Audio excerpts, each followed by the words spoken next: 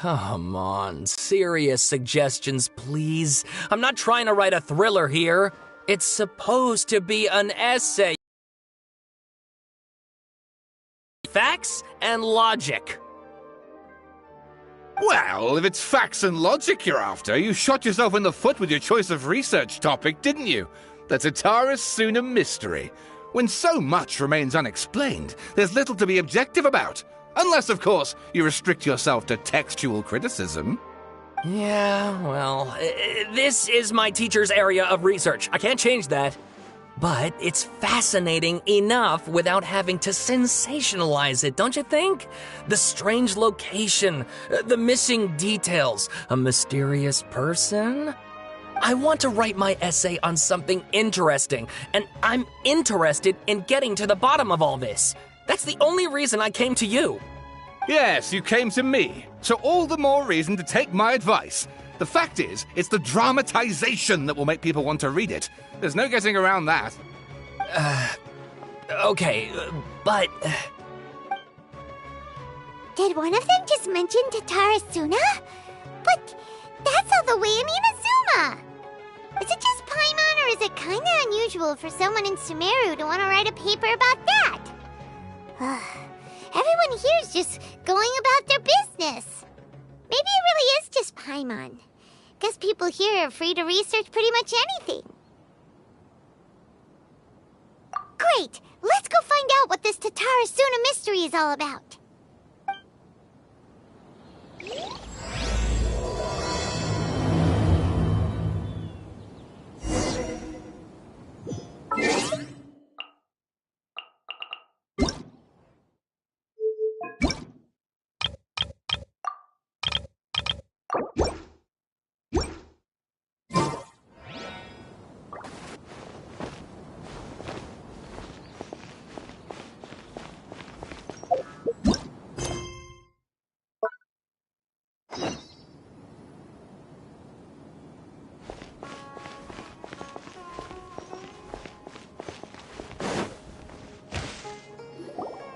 Alright, I guess I'll go with my textual criticism and your editorial direction for the first draft. I have a feeling that the missing Kabuki Mono will end up being the main focus of this paper. If only we knew where to find that traveler. From what they say about her, this seems like the kind of thing she'd know about.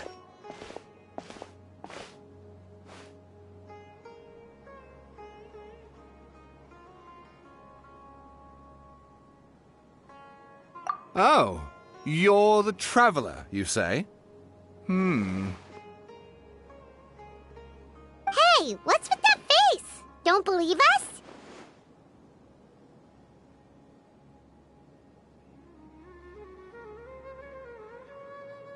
No, of course I believe you. Actually, I first heard about your great exploits when I was still in Inazuma. This is my first time coming face to face with you and your mysterious silver-haired companion. I couldn't believe my luck, and out of force of habit, I started, examining the evidence. Sorry. Sawada, for the love of... Sorry, we don't get out much, so our social skills are kinda lacking. Traveler, I hear you've helped many people a great deal and been to many places. Would you be able to tell us about Tatara Suna? Actually, we don't know much about that place either. In fact, we only came over here because we heard you talking about it.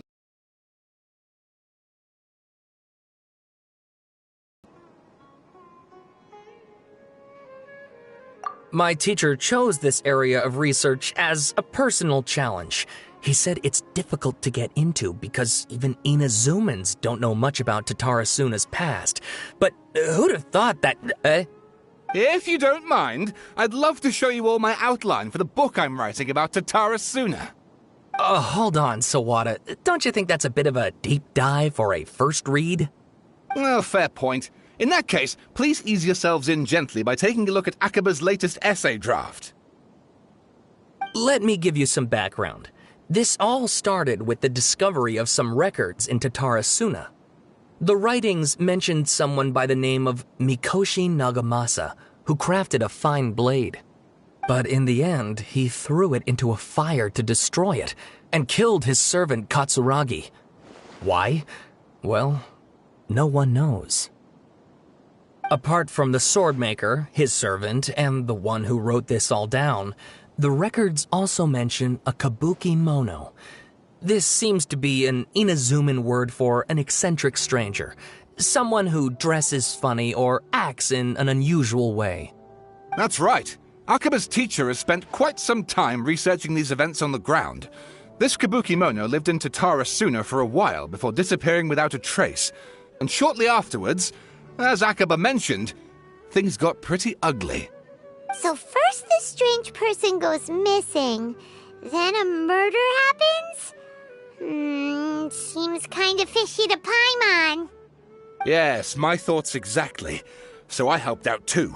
I asked everyone I could think of if they knew anything about what happened back then. And wow! Did I get lucky!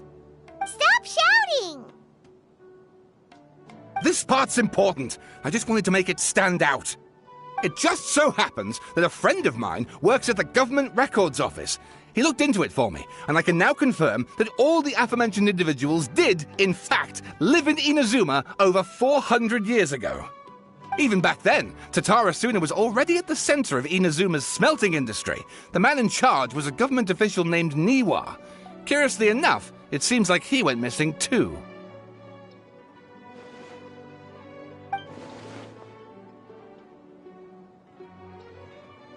Wait, so there are 2 missing people in the story now? That's right!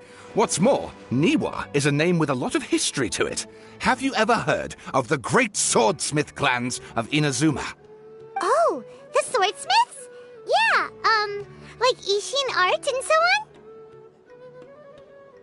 Wow, yes. You really know your stuff.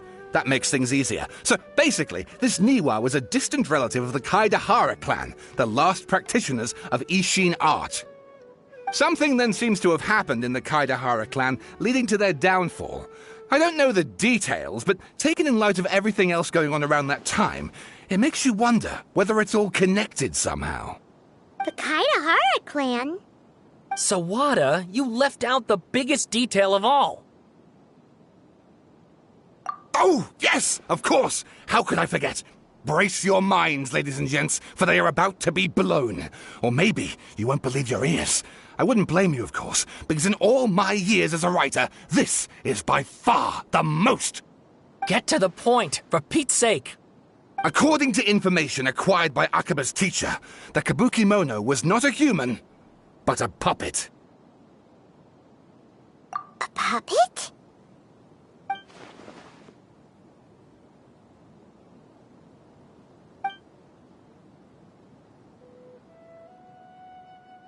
Aha!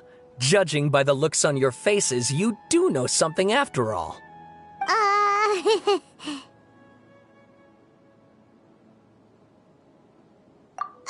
No! Paimon just meant, how creepy. The way you described it makes it sound like a ghost story. I agree, it does. But considering that non-human races in Inazuma are by no means uncommon, spooky events are to be expected. And that's exactly what my book is about. Please, take a look.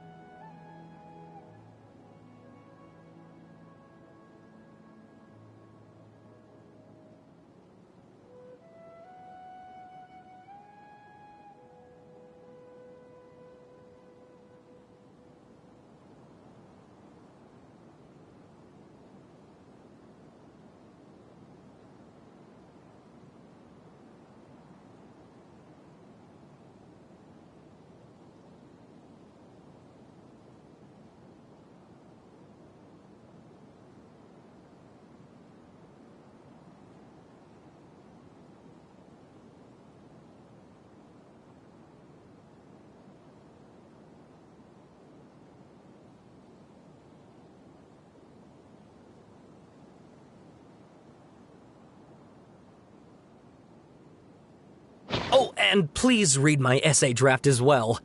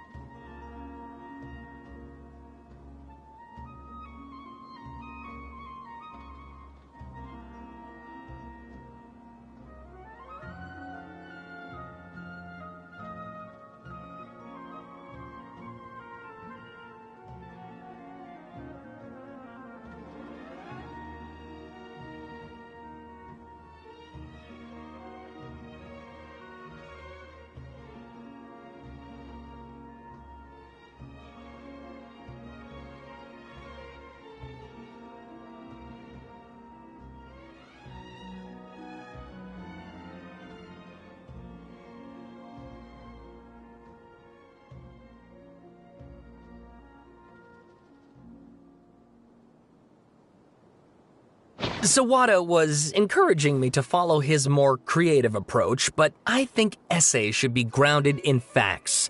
I don't think explaining everything away with mysterious forces will cut it. Oh, how about if I plug the holes in Sawada's narrative with political intrigue? Like, I could put a turf war between rival factions at the center of the whole series of events. Wait, you're allowed to just make stuff up? Pretty.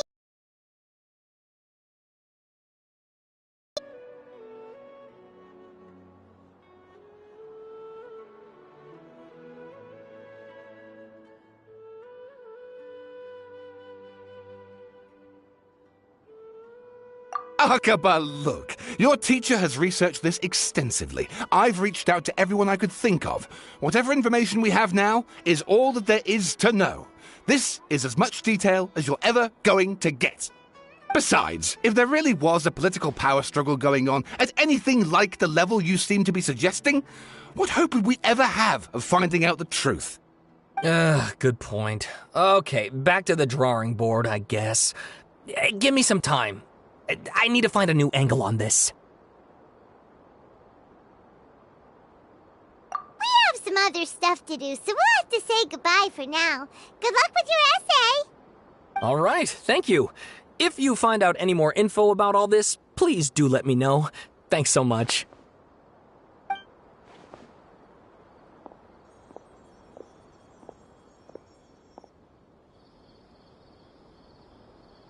Hey, so that thing they were talking about, it has to do with the balladeer, doesn't it? Okay, then even if we did know something about it, we probably couldn't share it with them, huh? After all, we kicked his butt and got him locked up. Information about people like that is usually super confidential, isn't it? If you ask Paimon, Akaba should just pick a different topic. There must be as many essay topics as there are trees in the forest. There's no point in...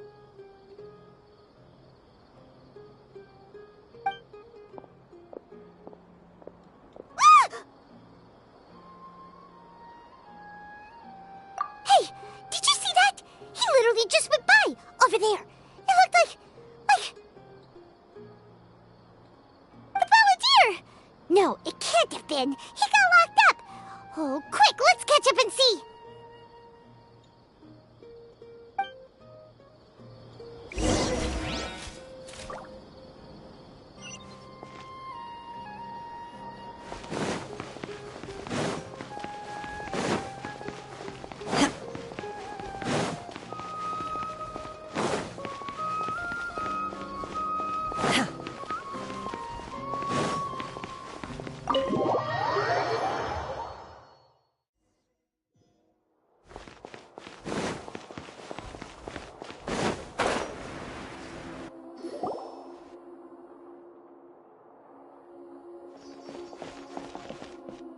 Scholar Paimon, there you are. Nahida! Bad news. We just saw the balladeer strolling around in public. Did he escape or... Ah! It's him! Sure enough, you're here. Hey! What are you doing in the sanctuary of Surastana? Aren't you supposed to be locked up? I know you must have a lot of questions. Please, allow me to explain. It was my idea to set the balladeer free. We made a deal, and he's gonna do some investigation in Irminsul for me. A deal? Huh. You sure you trust this guy? What did you expect? Why do you think Summeru would keep me around otherwise? Or maybe killing me is all you can think about. But if that's the case, why haven't you done it already? Don't flatter yourself. It was... Nahida said there's still some mysteries in you to figure out. Ah, so if it were up to you, you'd finish the job? Guess I had you all wrong. There I was thinking you were just getting cold feet. Well, that escalated quickly. Not a good start. Could I ask you all to please calm down? But Paimon's worried about you, Nahida. Don't let him trick you. It's not every day you see people questioning the God of Wisdom's judgment. Just when you think you've seen it all. Don't you dare try to drive a wedge between us! As long as the terms are reasonable, I don't think there's a problem in making a deal. Even with the balladeer. Well, I for one have no reason to doubt you. Considering you even struck a deal with the doctor. Yes, one in which I gained valuable information. You'll come to understand more about that in the fullness of time. The balladeer's power was all but completely spent after your battle. He's no longer strong enough to be a strategic threat to us. That puts him in quite a precarious position. Plus, he's a former harbinger with knowledge of many of the Fatui's sensitive secrets. Being stuck here in Summeru could make him a sitting duck, depending on how the Fatui plan to respond. Wait a second. Former? You mean he's not a harbinger anymore? I take no pleasure in saying this, but it seems as if the doctor had no intention of welcoming back a loser, so...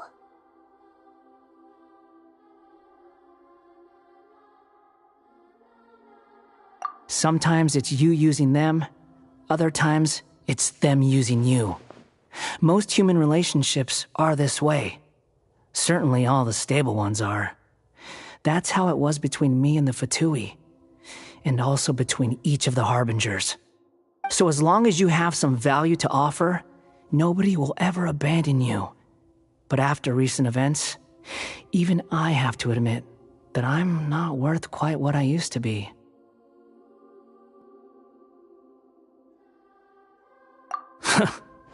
Well, if the Fatui are gonna reevaluate my utility, I need to have a backup plan for myself. As we discussed, I don't like causing harm to living beings, and you said you need protection. So, why not join forces with us? I think these two have made their objection to that idea fairly clear, don't you? And they're your friends, so I guess you'll be siding with them. Yeah, obviously! Nahida, don't listen to him! Then let's put that discussion to the side for now. We still have time. Today can be a trial run. Where we go from here will depend on how well we manage to cooperate today. All right, then I'll do what we agreed. Good. Go now, and keep in touch. Nahida, are you serious about this? Yes. I have my reasons for this decision. In fact, I'm largely doing it for your benefit. Yes. As I told you once before, there's information about your twin in Irminsul. Oh, yeah. Actually, that's the whole reason we came to see you today. So, you have an update on that? Mm-hmm. You may remember me mentioning that the Fatui had not included your twin's details in the Descender category. This is an extremely important point. It's possible that the Fatui have other information that even I don't know about. And since the Balladeer used to be one of them, he'll be better acquainted with this information than I am. He was granted the power to connect with Irminsul when he almost became the god of a new era. Even though he no longer has the Gnosis, some traces of its power remain in him. He can still connect. The amount of information in Irminsul is vast beyond description. Sifting through all of it without knowing what to look for would take too long, even for me. So I asked the Balladeer to search in Irminsul for any information about the Descenders. He's more familiar with this kind of information, and should be able to find it more quickly.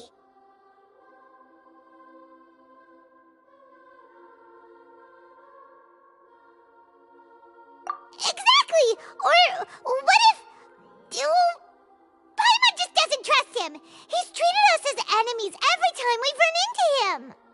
I understand. But sometimes, everything is dictated by which side you're on. How things will go in the future depends on what information he brings back. And Traveler, I know what your heart desires most of all. Our minds have connected several times before. There is a corner of your heart reserved for an intense longing. A feeling of being all alone in the dark, searching for the one candle whose light still burns. As Summeru's deity, it is my responsibility to be on guard against the Balladeer. But as someone who counts you as a friend, if this deal with the Balladeer can give you the answers you've been longing to find, then it's worth it.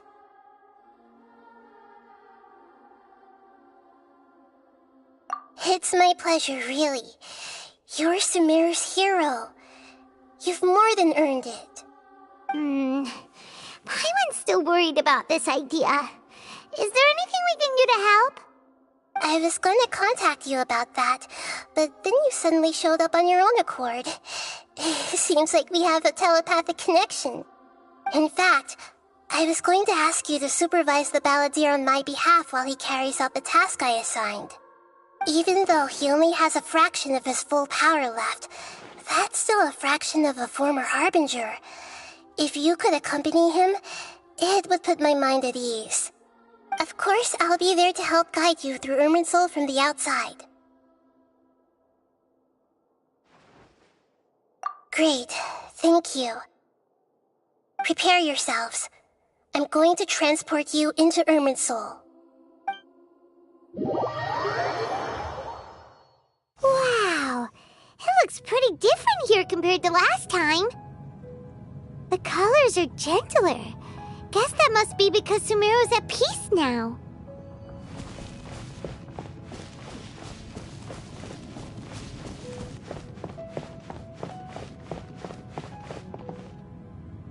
Look at that.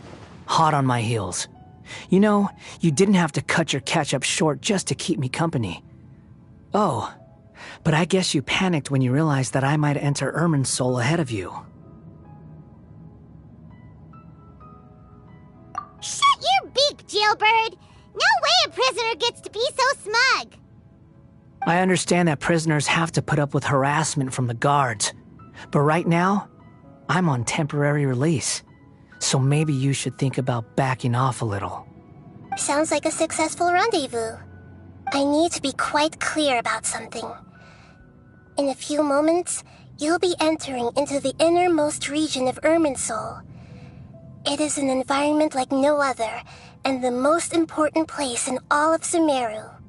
Unlike anywhere else, Irminsul's inner region consists exclusively of torrents of information. You must put aside your differences and be extremely careful as you navigate your way through. I know there are many grievances between you on both sides, but it is essential that you remain calm after entry. This is as much for your own safety as anything else. Fine, let's call it truce, but only until this mission's over. Let's cut each other a little slack, shall we? We are going to be traveling together after all. Per my agreement with Lesser Lord Kusanali, I'll be at the front. It's my job to lead the way and get rid of any obstacles in our path. All you have to do is keep your pretty eyes open and try not to fall behind. You sure are confident. Paimon will give you that. You make it sound like you're even more experienced at adventuring than us. If there are no further objections, I suggest we get going. Or did you need some time to mentally prepare yourselves? Ew! Ugh, the snark on this guy. It's unbearable.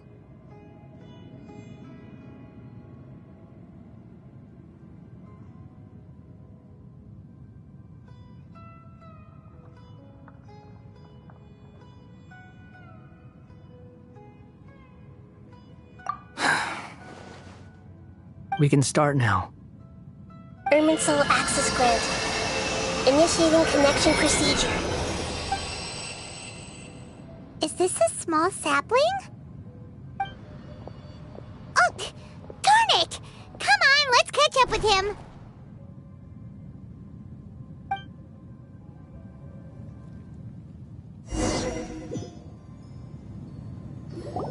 Wow! So this is the inside of Irminsul.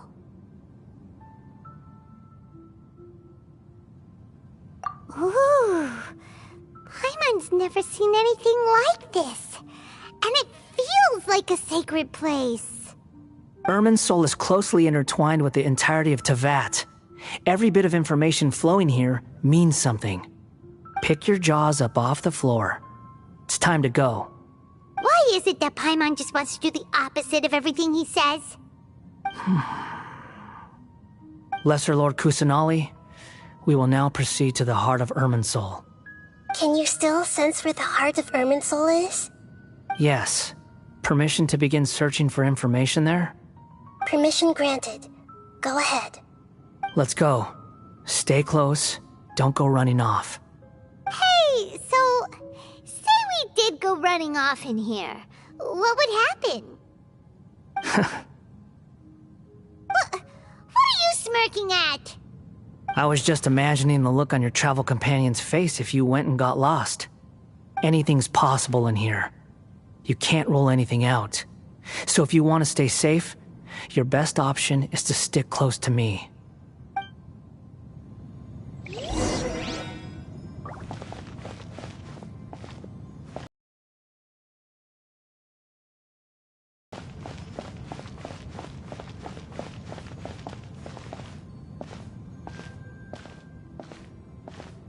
These sapling things have spread out. Those are all packets of information from inside Irminsul. Be careful not to touch them.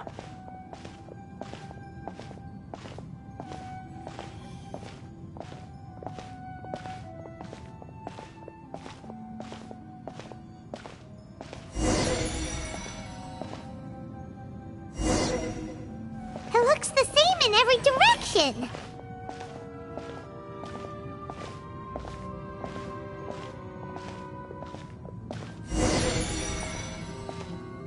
No wonder he mentioned about getting lost. Huh. What do you know? He was actually telling the truth. Is he mocking me again? What is it this time? There's a time and a place to lie, but this definitely isn't it. So why don't you relax your guard a little?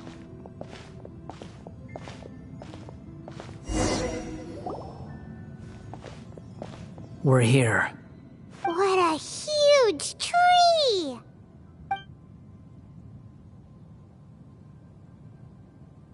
Lesser Lord Kusanali, Good, you made it. Are you ready? ready when you are. Then please begin. Preparing to access cognitive currents. Establishing waypoint. The Balladier's actually doing what Nahida tells him. Guess he must want to stay alive.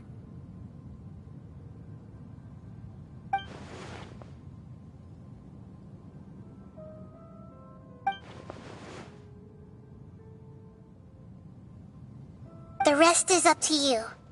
If you discover anything at all, make sure to share it with us. Will do.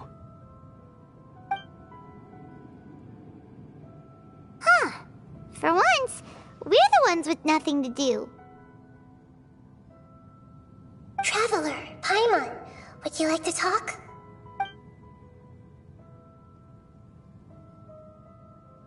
Yes, I've also invited Paimon to join.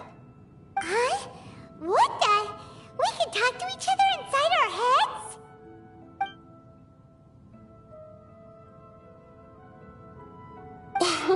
That's part of it. Plus, we're all friends. There's nothing wrong with us talking like this once in a while. Paimon's never tried this before. This is great! So, Paimon's been wanting to ask you something. Don't you think the Balladier's a bit of a walking contradiction? He's always talking back, but he seems to listen to what you say.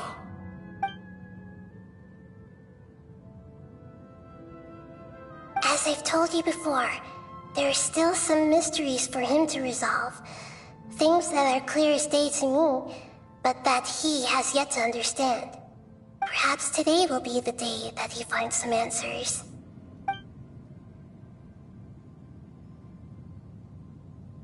Well done. Smart and attentive as always.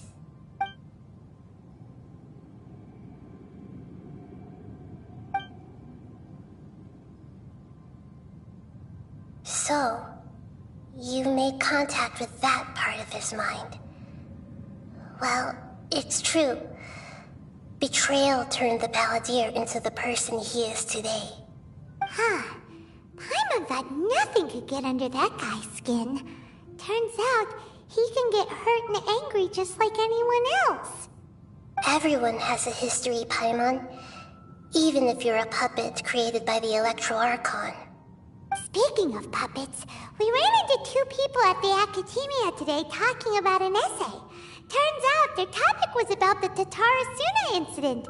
Nahida, do you know anything about that? If you mean the mysterious events, the Kabuki Mono and so on, yes.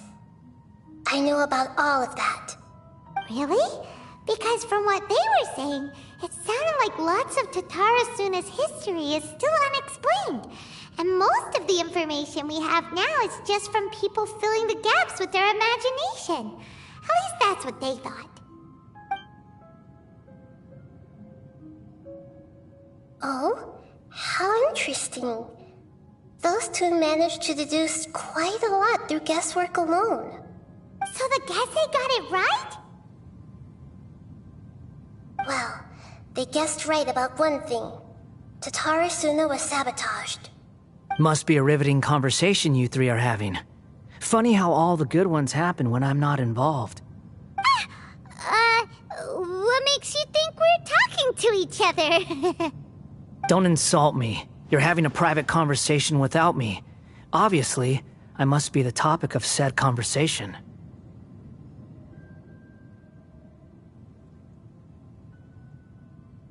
Of course you do. You can't have your prisoner knowing too much. So, have you found anything yet? Still looking. Don't get your hopes up, though. You and your twin come from outside this world. It wouldn't surprise me if there was nothing on either of you in Irminsul at all. Wait! How did you know about that? Did Nahida tell you? It's not like we've never met before. And anyway, you're world famous. It'd be more surprising if I didn't know a few things about you.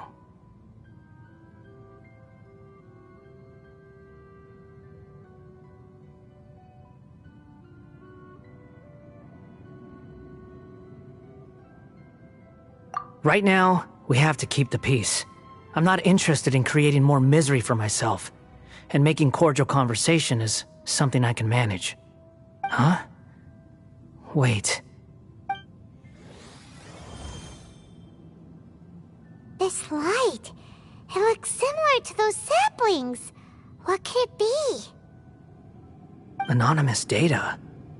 Hey, don't you forget the agreement! You have to share it with us! Shh. Just wait. Mr. Niwa, are you certain this is worth the risk? We are talking about Tatarasuna's furnace, after all. It may not pay to act rashly. There's no one else who can enter the furnace. It has to be me. Is that so? Well, since you insist. It's...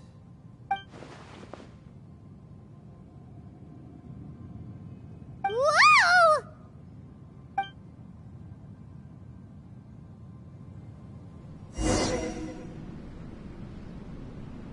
I have been in Tatarasuna for some time now. You have shown me great hospitality, as has Mikoshi Nagamasa, and indeed, everyone else. Under your leadership, Tatarasuna is a warm, welcoming place, like a giant village. People are gainfully employed, their lives have purpose, they are motivated. As I understand, the Raiden Shogun has, in recent years, eliminated much of the evil that plagued Inazuma. As for Tatarasuna, it was originally established as a means of safely disposing crystal marrow. The forging industry with crystal marrow as a raw material has since flourished, giving rise to generations of swordsmiths. Some world-renowned, others unknown, all passing on their legacy. Skills, blood, dreams. Every smith brought into this trade looks to find their purpose between steel and blade. That is why you accepted the proposal brought to you by myself and Akame. Yes, well, were it not for you coming to Inazuma and happening to make Akame's acquaintance, the two of you never would have joined forces. And he would be the first to admit that there's no way he could have revolutionized our forging process like this on his own. At least not on the same timescale. You allowed Akame to take all the credit for a method that you jointly developed. He sold it to me, and now every piece of ore here is smelted using the new technique. Even now, you remain one of Tatarasuna's key consultants, working right here alongside us. I believe it is you, sir, who are truly responsible for the changes in our manufacturing and forging methods. You flatter me. From the outset, I saw much that was commendable in the forging industry of Inazuma, and it has been my great honor to befriend you all. So you say, Escher. But is this really the truth? My good sir, what do you mean? I tried to resist thinking it was all connected, because I didn't want to speculate, and I didn't want to believe that things could turn out this way. What have we gained from adopting your new technology? Ominous black smoke? Mounting production problems? Worker fatigue and casualties are up and continuing to rise at an alarming rate. And recently, as you well know, someone died because of that strange filth inside the furnace. We've kept the truth from spreading outside, but still, I suspect you understand it better than I do. None of the people who went out to get help have come back. Now, our mutual friend, the Kabuki Mono, is taking the Golden Feather to Narukami Island to seek an audience with Shogun. This is our last hope. But that doesn't faze you, does it, Escher? Nothing does. Otherwise, why would you still be standing there with that smile on your face? I'm just surprised that you finally chose to be so sincere. I'm sure you've been harboring these suspicions for quite some time. Mikoshi Nagamasa may have noticed that there was one common denominator among all these events. Namely you, Escher. But Mr. Mikoshi is more cautious than I. He does things by the book. After all, Nagamasa is the adopted son of Mikoshi Torachiyo, the yokai struck down by the Shogun's own hand. If he truly seeks to redeem his family's honor, an abundance of caution is well advised. You're well informed on the subtleties of his situation for a mechanic all the way from Fontaine. Are you sure you're not a little overqualified? Why, Mr. Niwa, are you suggesting I find a job as a diplomat? Sadly, I am so very attached to my craft. Enough, Escher. I'm here because an evil force is raging inside the furnace. And someone needs to take your new device inside the high-risk zone so we can absorb it and put an end to the problem. I'm in charge here.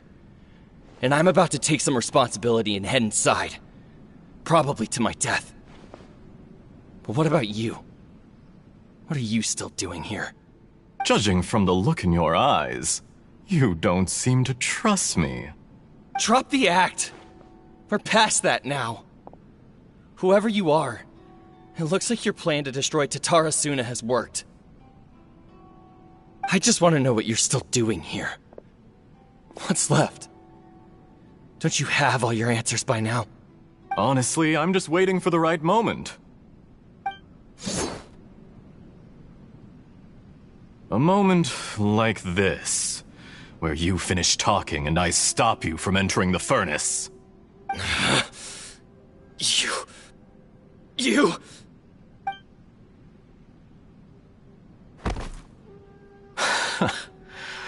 You're a little smarter than I initially gave you credit for.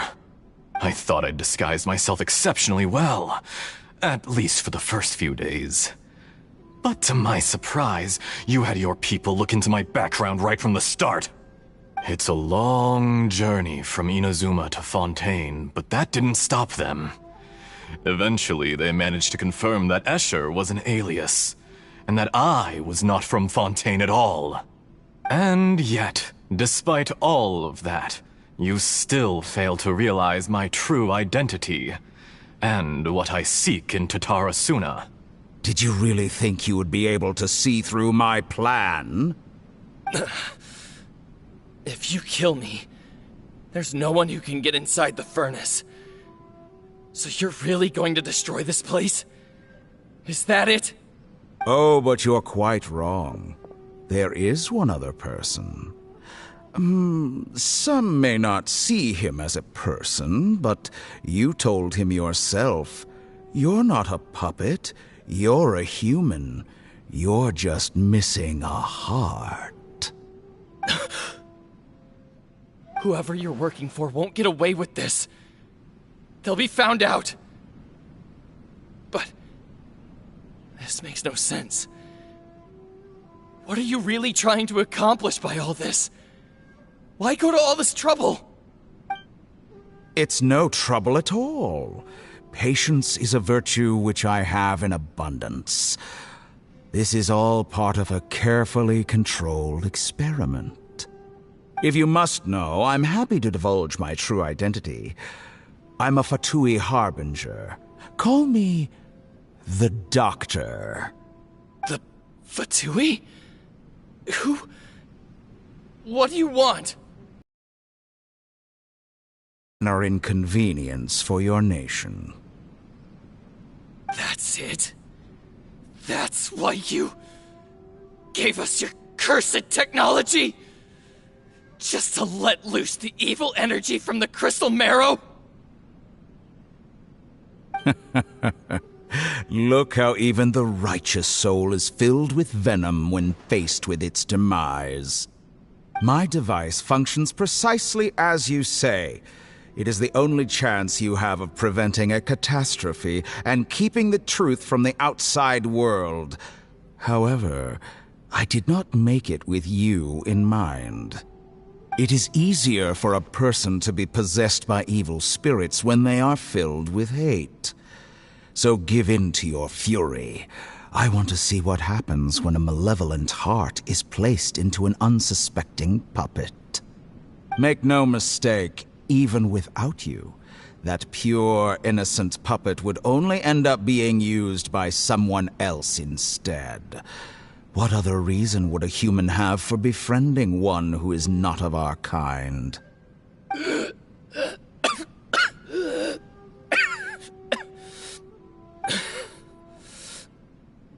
If you give him my heart, tell him that both Nagamasa and I see him as one of us. He has nothing to prove to anyone. Because not everyone just wants to use other people. The only ones who think like that are people like you. What a beautiful way to see the world. It almost makes me feel a little guilty. Then out of respect for you, I shall redefine myself. Think of me as a monster or a demon, if you wish. At least this way your death is not a consequence of your own folly turning you into an easy target. You simply lost to something more powerful than you could ever hope to defeat. I say, Mr. Niwa, let's see what happens. Will your puppet friend become a human? No, that will prove quite impossible. Mr. Niwa? Already dead. What a pity. Jester, I have completed the task you gave me, creating a gap and infiltrating Inazuma's inner workings. What fun it was. I'd like to introduce a puppet to you. If he proves useful, let's make him our newest comrade. And if not, let's turn him to dust.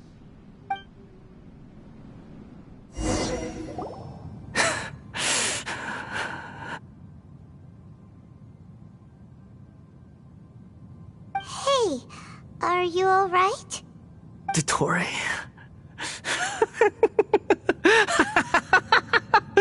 Dottore!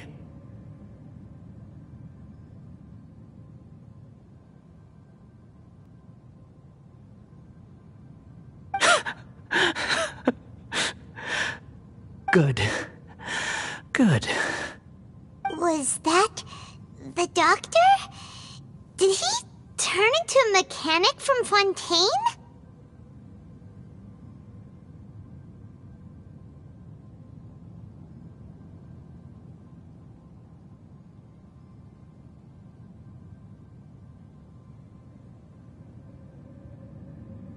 But why did we see things from his perspective? When I touched the doctor to confirm whether he'd eliminated all his segments, I read this memory in his mind. You have to admit, it must be the truth. Maybe so, but it means nothing. Does it? But this memory shows that Niwa didn't betray you. He never meant for you to be the one to take the device into the furnace. You know very well what that means. Even more so than I.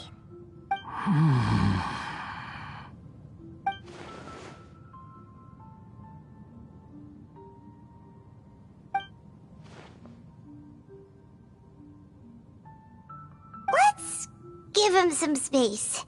He looks really mad. Paimon doesn't want to be anywhere near him right now.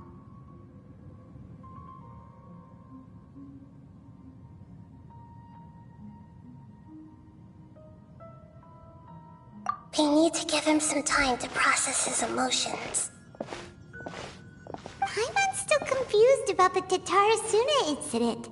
So, the doctor was behind it, but why has that gotten him so worked up? Nobody has ever deceived you like that, Paimon. It's natural that you find it difficult to understand. Perhaps he needed to learn this someday. So now you have the complete picture. Katsuragi took the Kabuki Mono to live with the people of Tatarasuna. Later, the doctor showed up, disguised as the mechanic from Fontaine. And that's when the trouble began. It was all a horrific experiment planned by the doctor. Everything he did was just to plant seeds of disaster in Inazuma that would bear fruit in the future. Of all the unwitting participants in the doctor's experiment, the balladeer became the main test subject. After the events you just saw in that memory, the doctor put Niwa's heart into the device and handed it to the balladeer. Then, he instructed him to enter the furnace and absorb all the filth caused by the smelting process. The load was far beyond what he expected, but the balladeer survived. He left the furnace in sheer exhaustion and said to the mechanic, "This device seems to have protected me. What's in it?" The mechanic answered, "Niwa fled this place for fear of punishment, but he left you a gift." He said it's the one thing that you've been looking for. He took it straight from the chest of one of his innocent servants. The mechanic removed the withered heart from the device as he spoke. The balladeer was stunned that such unthinkable cruelty had brought him the thing he'd been longing for his entire life. A heart acquired through cold-blooded murder is a cursed thing, but it has protected him from the filth. He thought Niwa had completely betrayed him, and yet this very betrayal had ensured his survival. Overwhelmed with anger and sorrow, the balladeer threw the heart to the ground and left Tatarasuna without looking back. Holy moly. So the doctor killed an innocent man and pinned everything on the victim? That's terrible.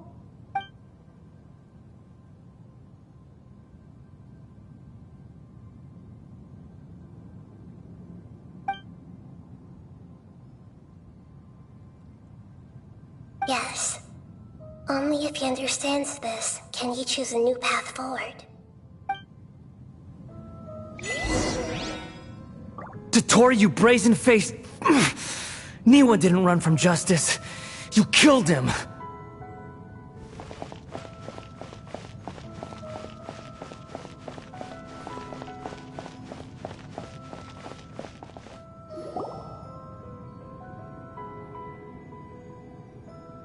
Shall we see how he's doing?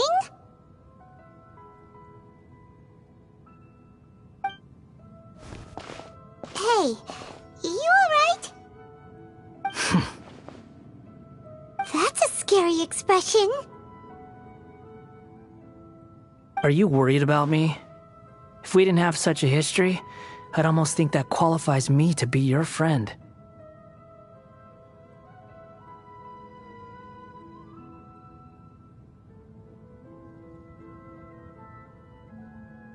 It won't. I'll keep my end of the deal. Hey, aren't you investigating the stuff we want to know about? That's why we're here. But unfortunately, there's no information about the Descenders in Irminsul.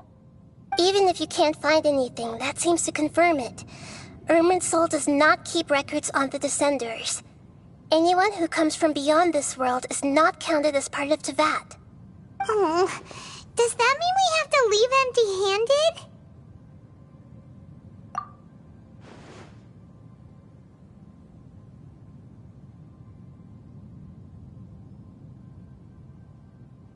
Don't thank me just yet. You look really upset. Well, since Irminsul was a dead end, I guess I can share some other info that might interest you. Huh? About what? The reason why there are records about your brother in Irminsul. It might have something to do with Conria. Apparently, Conria was his first destination when he arrived in this world. Plus, he only came to this world because the heavens responded to the summoning. The heavens responded? The Jester told me this himself. You can take his word on this. He was a royal mage in Conria, and lived with your brother for a time.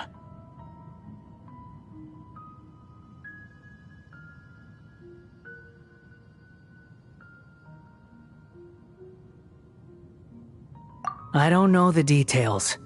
It's up to you whether you want to believe me.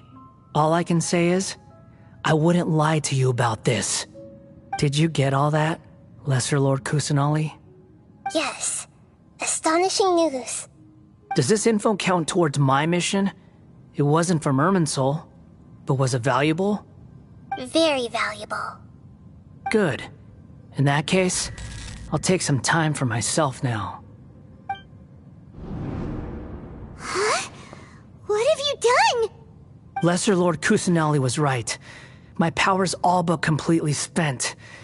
Even if I use all of the divine power left in me, I can't sustain this shield for very long. I shared a secret with you, and now you owe me. So in return, I'd like you to answer a question for me. Give me your hand.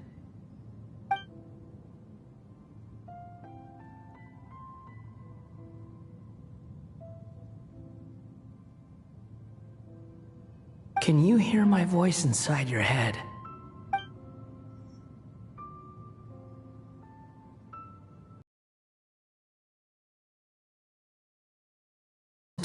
All I can do is exchange a few words with you. So tell me, in this world, is it possible to change the past?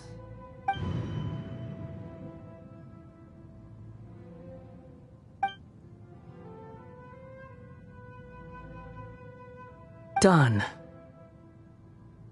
Huh? What the? What happened? Paimon only saw you hold hands for a second. Nothing. I was just thanking her for helping me.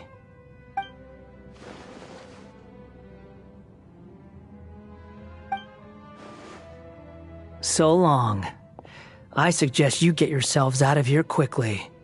Where are you going? Hey, wait up! Didn't you say not to go running off?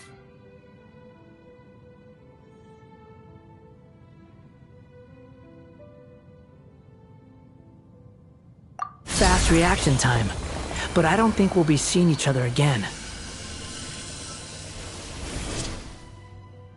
From this day forth, the names Balladeer and Kabukimono will cease to exist. Those who died in Tatarasuna because of me deserve another chance at life. Hey, Balladeer! Don't do anything stupid! You know, I never did like insects. Hordes of the puny things swarming together can be a real nuisance. And I enjoy nothing more than to stamp them out like the pests they are. But if a colony of harmless ants isn't threatening anyone, I guess they deserve to be left alone. Luckily, everything can be set right. It's time to solve this once and for all. Balladeer! Balladeer! Uh-oh, he disappeared. Come on, we gotta find him somehow.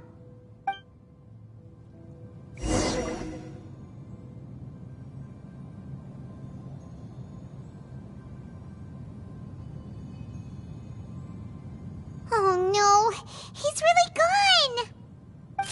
Oh, can you hear me? Nahida! Traveler, Paimon, Balladeer, what happened just now? I was suddenly cut off by some kind of power. It was the Balladeer's fault. He shut you out. I didn't think he'd be capable of something like that with so little power left. Did he keep some of his power hidden when he was defeated? Or did he achieve something beyond his abilities, and it took everything he had? Where the heck did he go? Ugh, it's all our fault. We were supposed to keep an eye on him. Sorry, Nahida. Don't be. It's not your fault. Please, let me handle this from here, even though I'm not sure I can solve it. We're running out of time. Follow my lead and get out of Irminsul as soon as possible.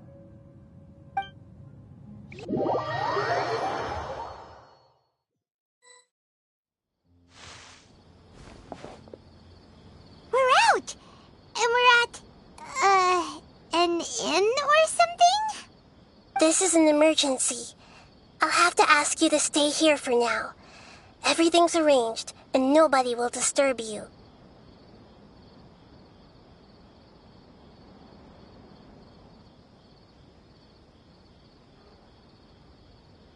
I'm sorry, but this isn't something I need your help with. Leave this one to me. An emergency? How bad is it? Nahida, will you be okay? Don't worry. If my assessment is correct, though there may be some minor disturbances, it won't lead to a disaster. Please rest and recover your strength here until I say it's safe. Her voice has gone. Paimon can't shake the feeling that something really big has happened. What do you think the Balladeer meant? And why did he suddenly grab onto you before?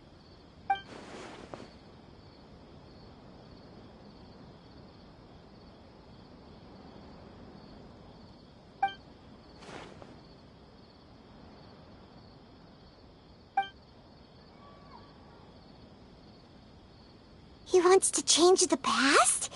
But surely that's impossible!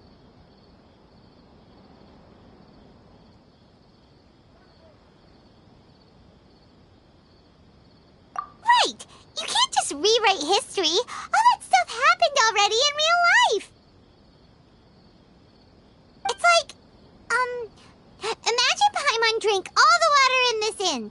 Even if no one was there to see it, Paimon would sure as heck remember drinking it.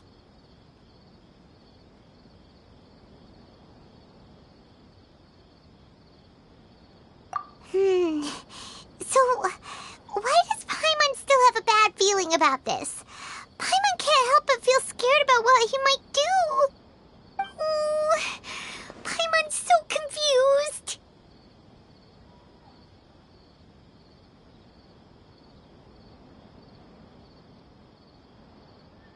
Huh? Ah!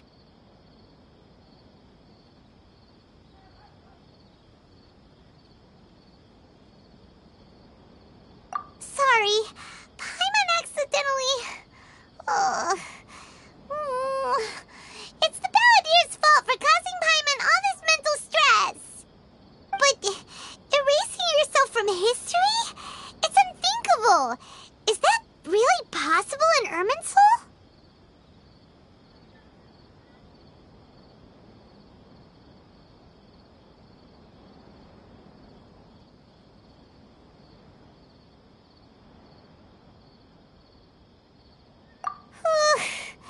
Uh-oh.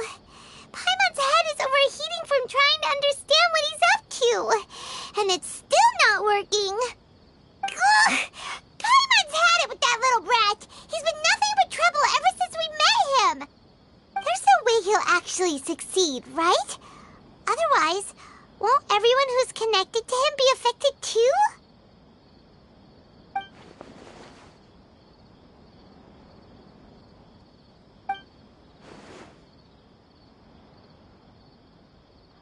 There's nothing we can do about it at this point. Hey, have you got any ideas on what we should do next?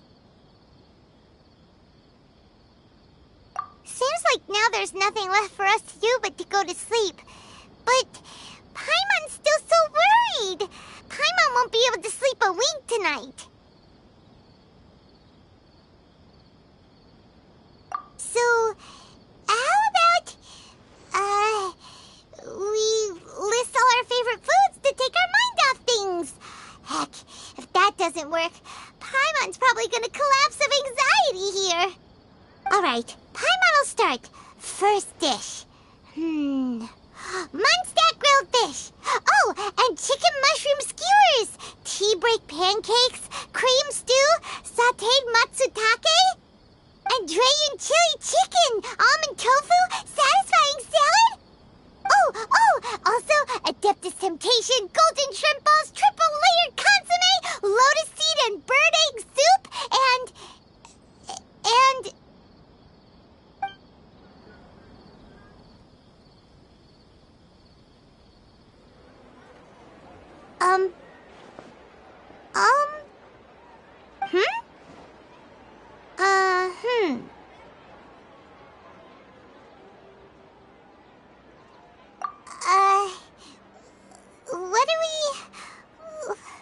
What was Paimon supposed to be doing just now?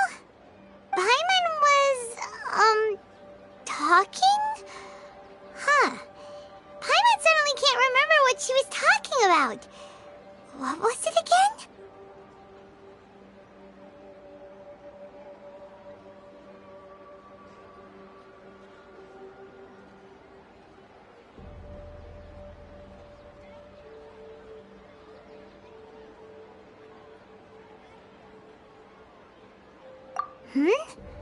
The Balladeer?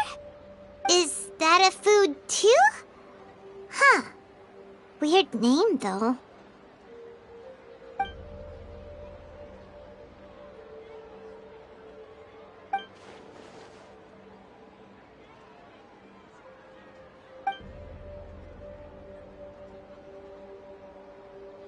What's wrong? Your eyes are like saucers. Was it something Paimon said? So, Balladeer. Is that someone's name? 'Cause it sounds like a nickname or something.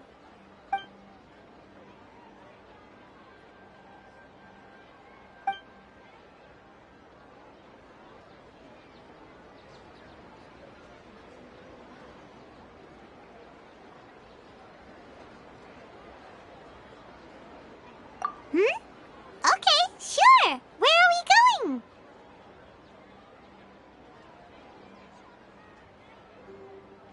Huh? Fine by Paimon, but is everything okay? You're acting like this is an emergency.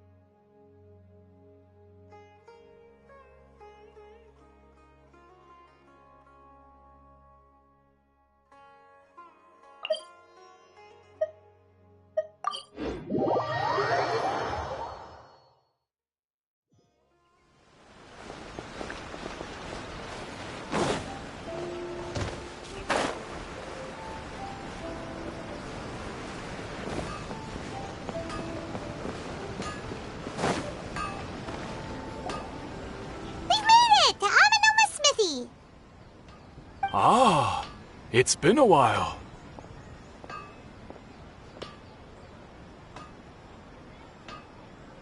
Of course. Go ahead.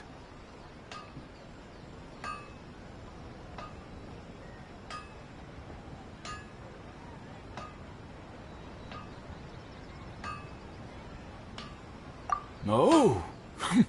Now there's a question I wasn't expecting. Very well. I'll tell you what I know once more. The once renowned Raiden Gokuden, comprised of 5 branches. Amenoma, Futsu, Ishin, Hyakume, and Senju.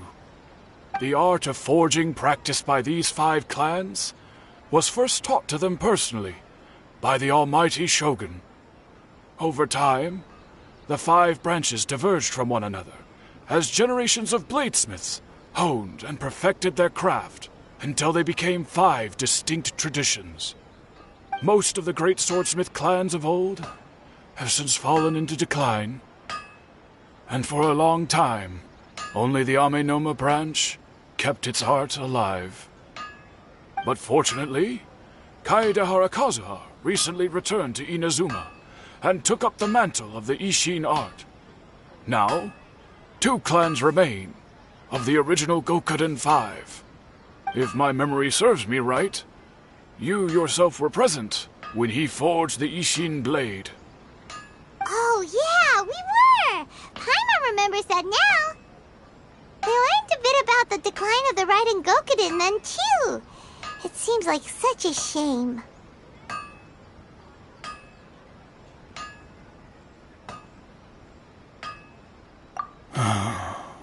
That, my friends, is a tragic tale indeed. In fact, this was not made known to me for most of my life. All these years, I knew of those great clans' demise, but never the cause. Only recently, when the question was on my mind, did I ask Kaedehara Kazuha about this. The Raiden Gokuden, it was right that I should know the truth. There is no harm in telling you, but I must warn you. It is a dark and sorrowful tale. The Raiden Gokuden were the targets of a murderous rampage by a vengeful bladesmith. Vengeful? Why? 400 years ago, so I'm told, there was a catastrophic malfunction in Tatarasuna's furnace. One brave swordsmith heard the commotion and chose not to flee, but he rushed to the scene, hoping to prevent a disaster. Tatarasuna was home to a state-of-the-art forging and smelting operation in that day, and overseeing it was the armory officer. His surname was Niwa, though he had family ties to the Kaedehara clan. Knowing that they had just one chance to save countless lives, Mr. Niwa and the swordsmith leaped together into the furnace.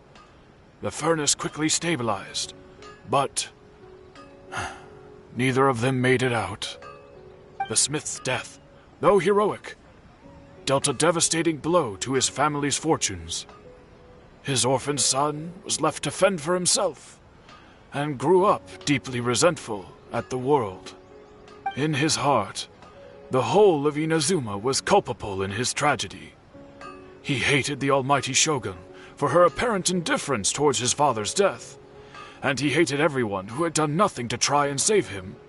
Powerless and destitute, the only legacy he had to pass on to his children was his hatred. Generation after generation bore this grudge, living in utter misery. Alas, if only the story could have ended there. But 100 years ago, the then head of this family reached the end of his wits. He could bear their fate no longer, and yet he could do nothing to change it.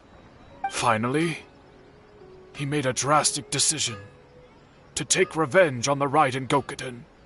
In doing so, he sought to vent his pent-up anger and shake the very foundations of Inazuma's forging industry. In his fury, he murdered indiscriminately, killing even bladesmiths from the Hyakume clan which he belonged to. His goal was absolute, the devastation of all of the Raiden Gokuden. But when he came to the Kaedehara and Kamisato clans, his killing spree came to an abrupt end. He failed to catch them unawares. They fought back fiercely, and they did not spare his life. That is why the Kaedehara clan and their Ishin art survived that day. I suppose they were the lucky ones, under the dire circumstances.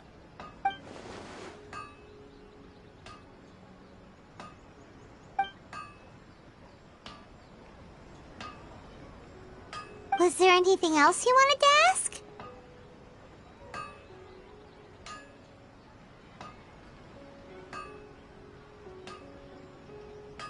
Kazuha? Why, yes. Just yesterday, in fact. We spoke for a while over some tea. He seemed well.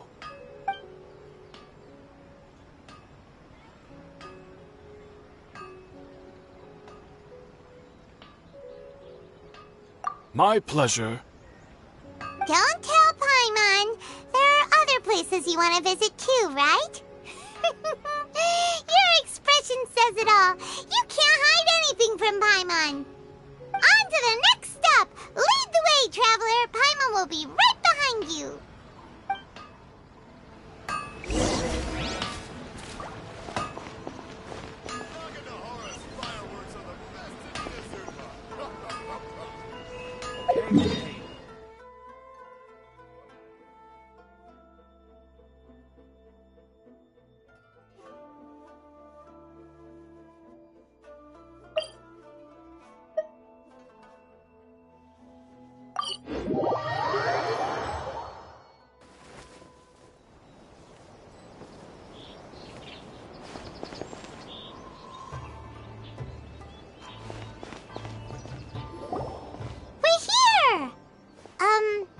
This is the Yashiro Commission's headquarters, so...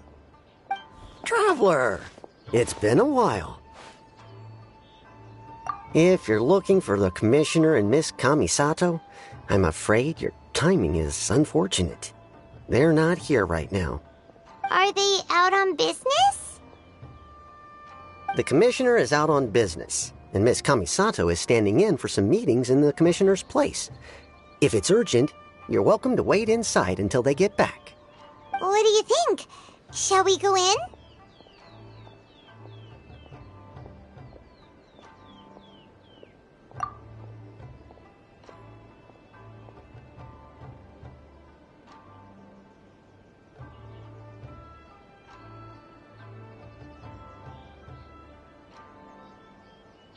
If it were anyone else, I couldn't allow it. But seeing as you're so close with the Commissioner and Miss Kamisato, I think it should be okay. I'll be heading in then. Thanks!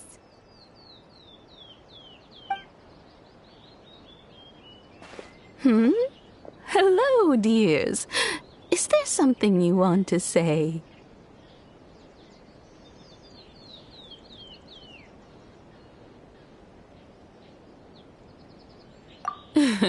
Of course, traveler. Yes, I know who you are. Miss Kamisato has told me about you. What would you like to know?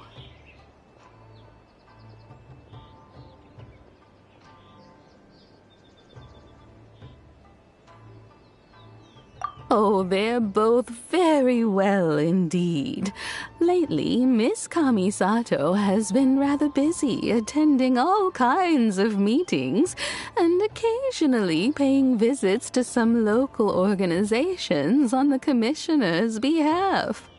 As for the Commissioner himself, well, you know, busy as ever. That much hasn't changed. Although he does seem to be in a rather good mood these days. So pretty much business as usual in the Yashiro Commission, huh? Very much so.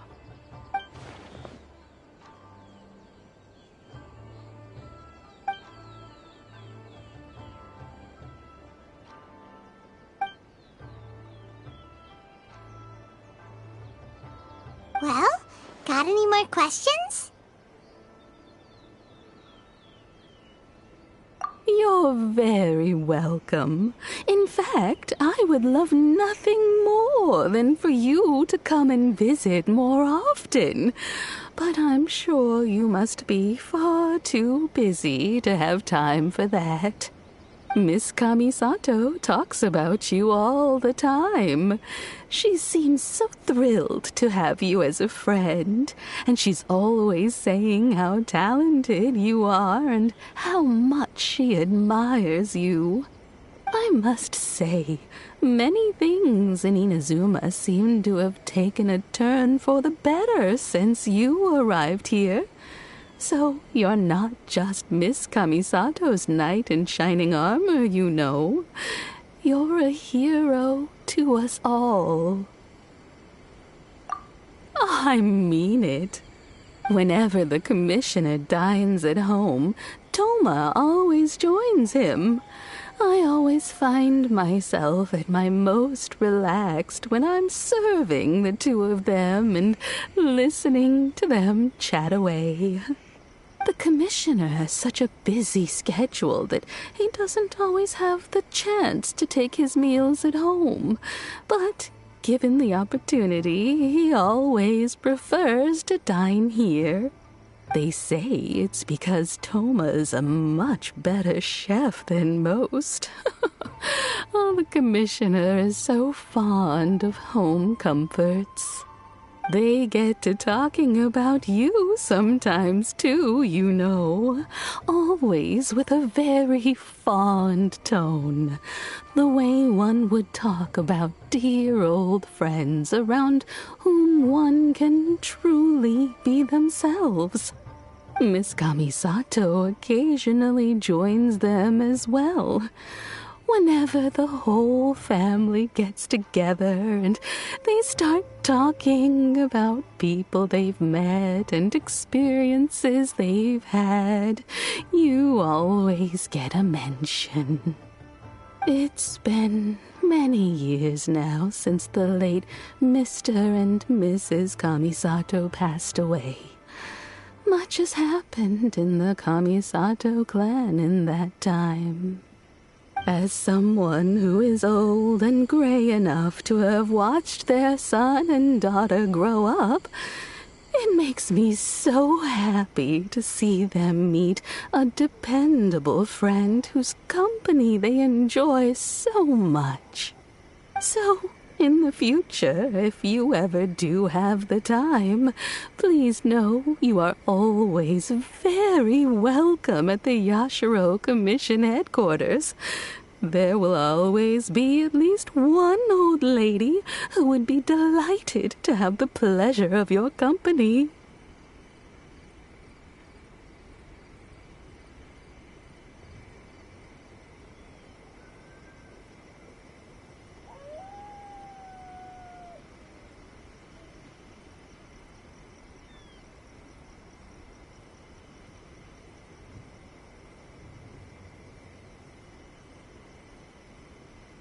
Wonderful. Thank you. Paimon likes it here too. Also, you were saying something about the food here being really great. Paimon's itching to try it. We may just have to invite ourselves around for dinner sometime. Paimon meant we should come pay a visit again real soon. Ideally around dinner time. Of course. You're always welcome. Alright, goodbye for now. Where are we going next? Great! Goodbye, ma'am! Don't worry, we'll see ourselves out.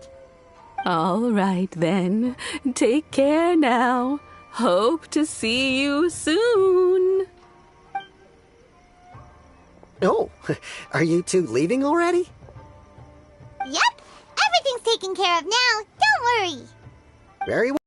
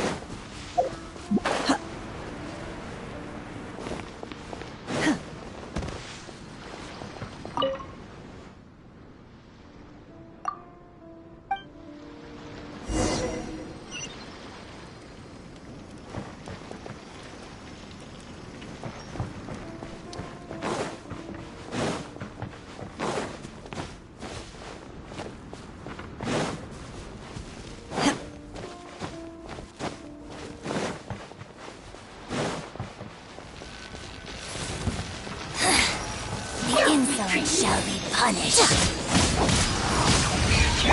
There is no escape. No touching.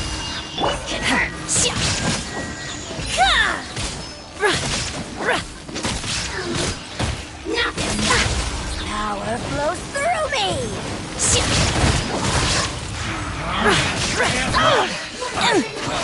Miscalculated. You'll regret that. Want to get a little closer? Rest and rebuild. This could hurt. Getting a little cold. Got you.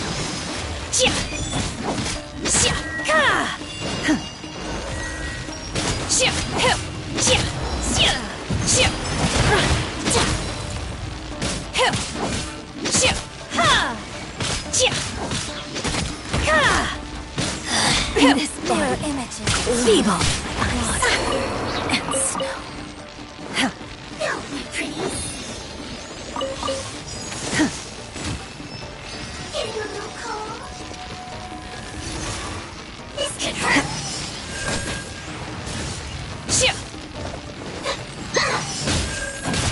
In your dreams.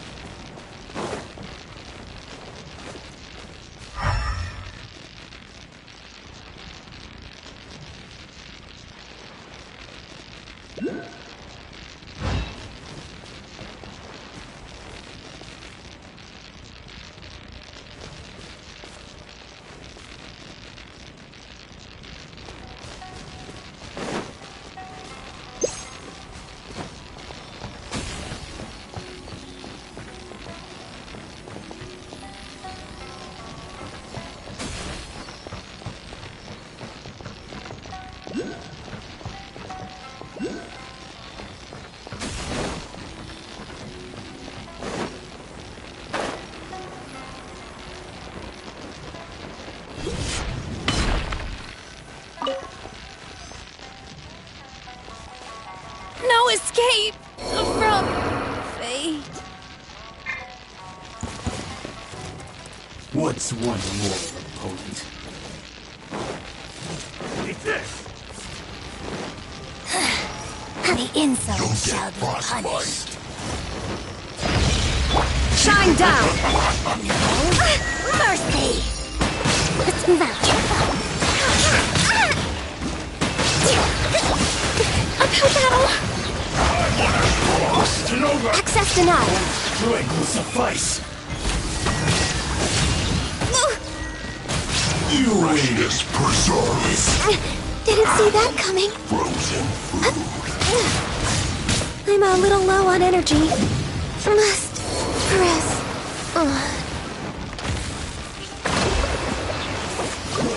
Suffice. Illusion shattered. Disgusting. Cut down. Like this. Mirror images dispense like water. Hold the line.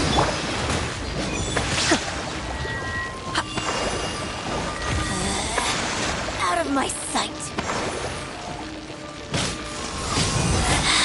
You can't. Feeble.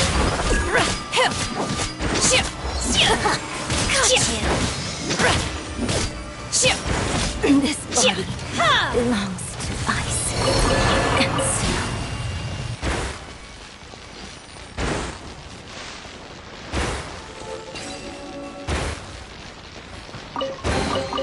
These things, what are they used for?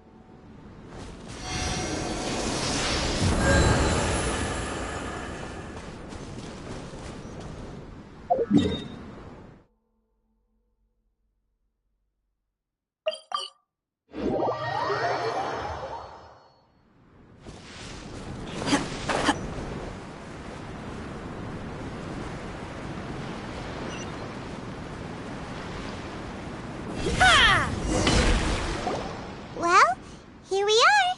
But what are we looking for? Something or someone? Do my eyes deceive me, or is that the Traveler and Paimon? Xavier, what are you doing here? I was in the general area, and now I'm in this specific area. There, that's me. So what about you two? We have some questions and thought you might be able to help.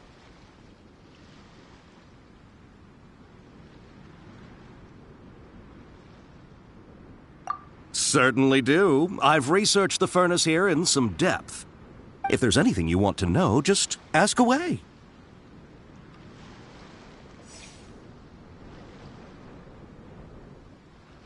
Like the back of my hand.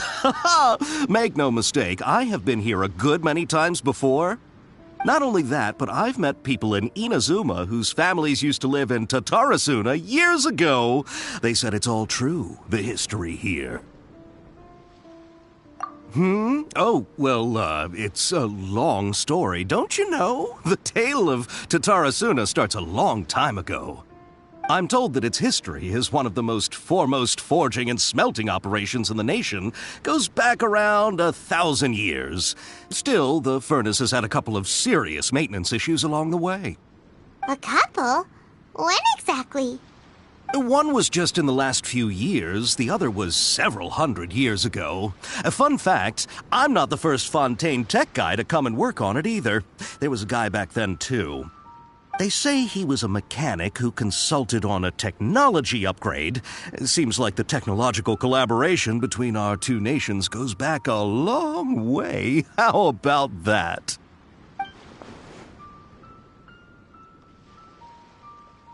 Hey, weren't you gonna ask Xavier about Tatara Suna? Come on, ask already.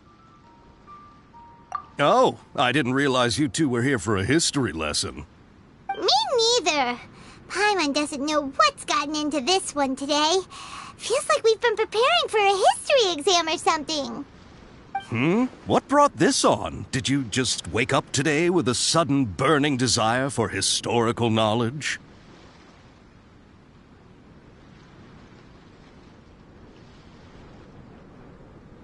Sure, go ahead. A kabuki mono? No, I can't say that I have. I do know the word, Inazuman, for those eccentric types who always go around dressed to the nines. Just the sort of person that I'd like to meet, actually. But sadly, I've never had the pleasure, nor have I come across anything to do with a kabuki mono where Tatara Suna is concerned.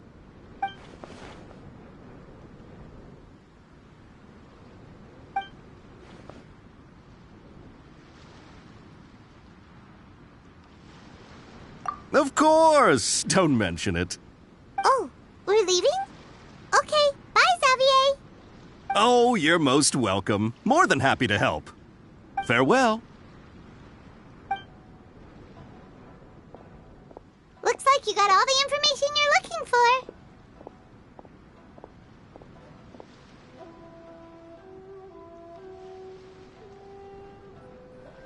Sure, but what's up with you today?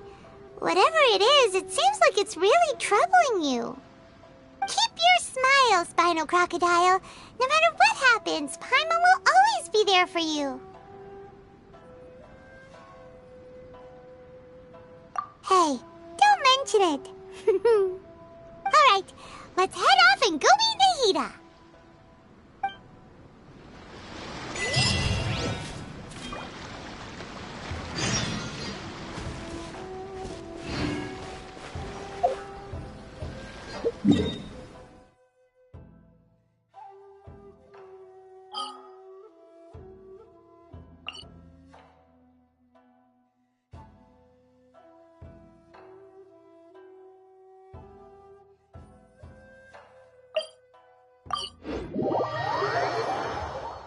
My pole arm doesn't distinguish friend from foe, and there is clearly a limit to the red rope's power. That's why I loathe crowded areas.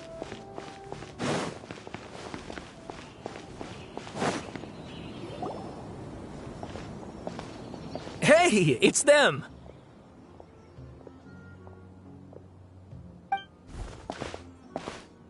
Akaba, Sawada, you're still here?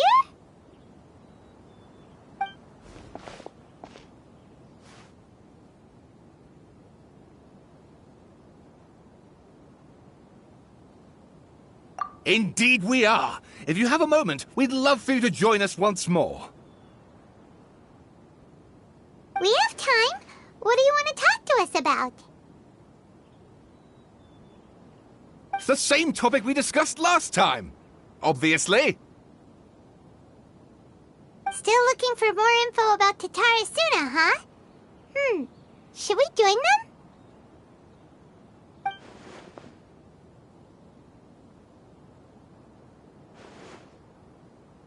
Unfortunately, we haven't made any real progress.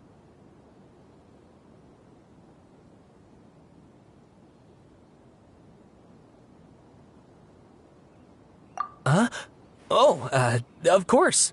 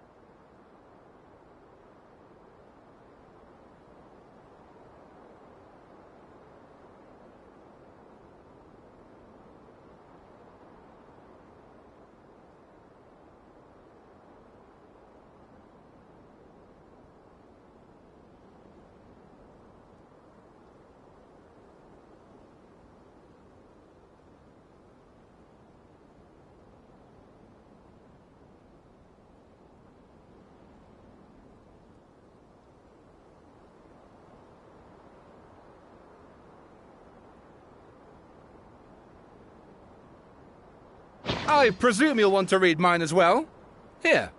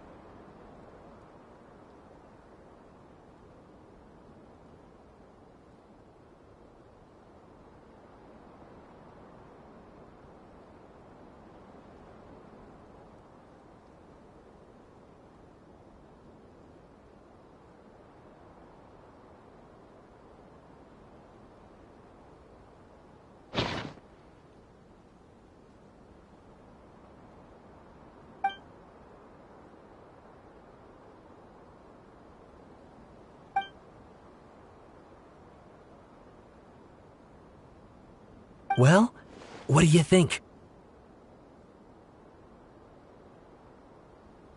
Hey, Traveler. Remember how last time Akaba was saying how he wished he could gather more information about all this? Well, we just got back from Inazuma. So how about we tell them what we learned? What did you find out? Something big? It's a long story. Basically, we have some friends in Inazuma, and...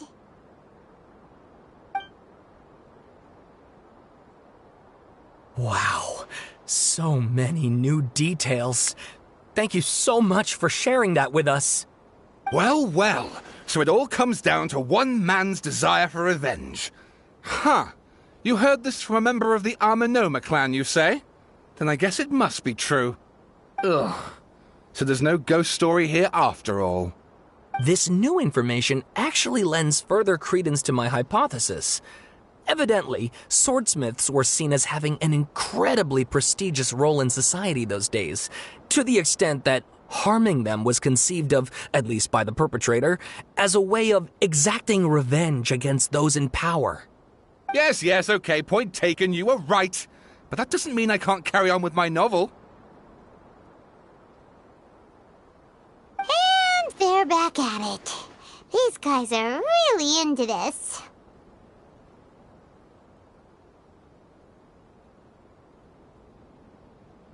Oh, so sorry. Look at us, prattling on about our projects and ignoring you. Thank you so much for the information. You're welcome. See ya. Keep us in the loop if you find out anything else. Will do.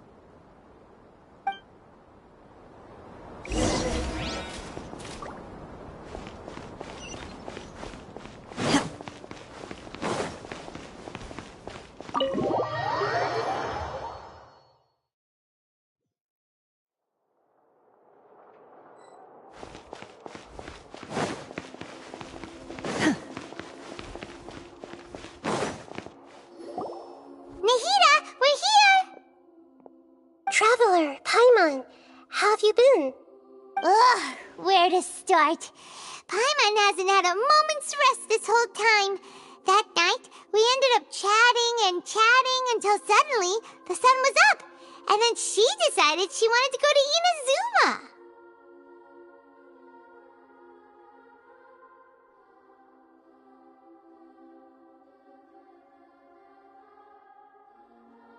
The Balladeer?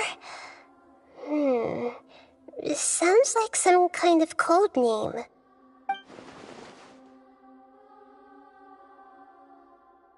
You look troubled. Is there something you need to tell me?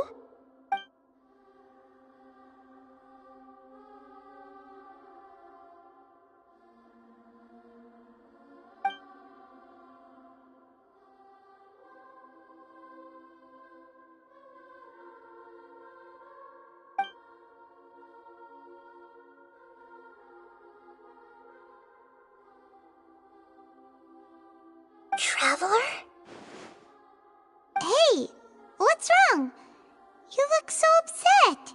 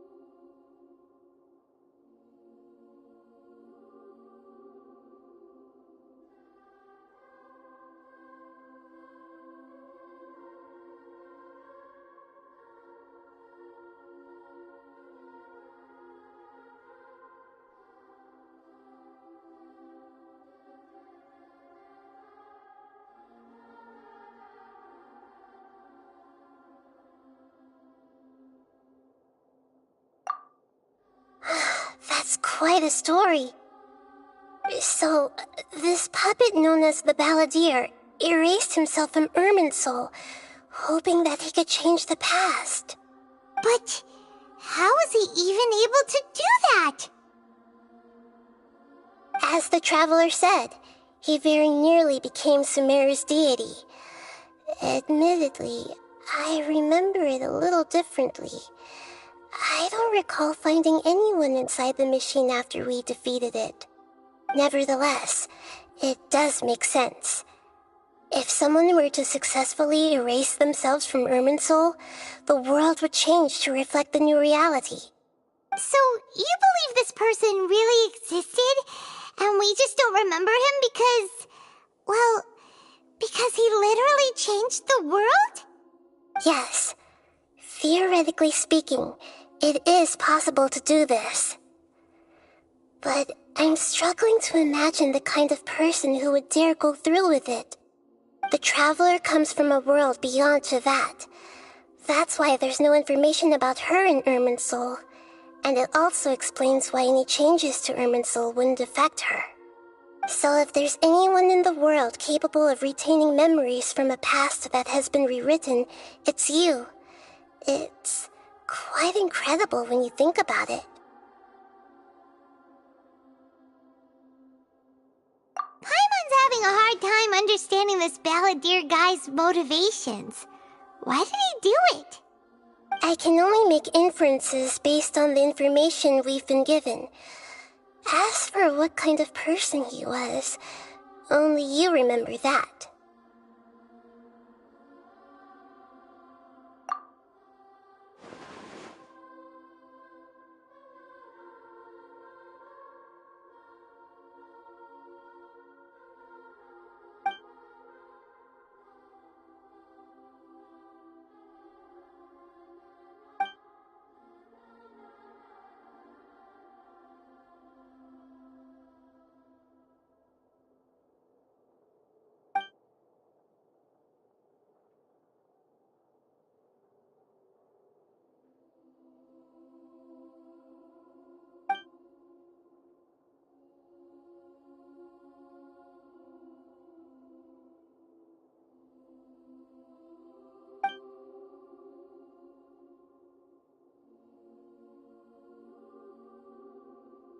Something else worrying you? Something that you can't share?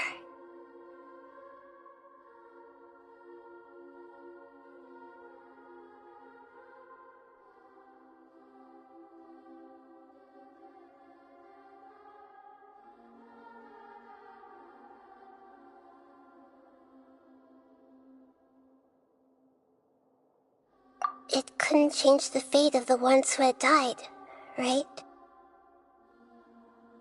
Once the balladeer realized he hadn't been betrayed after all, it must have completely changed his view of the people of Tatarasuna. Now he saw them as friends again. He couldn't keep hating humans after that. And if he thought there was a chance he could save his old friends, it would be hard not to try. The story makes sense, every part of it.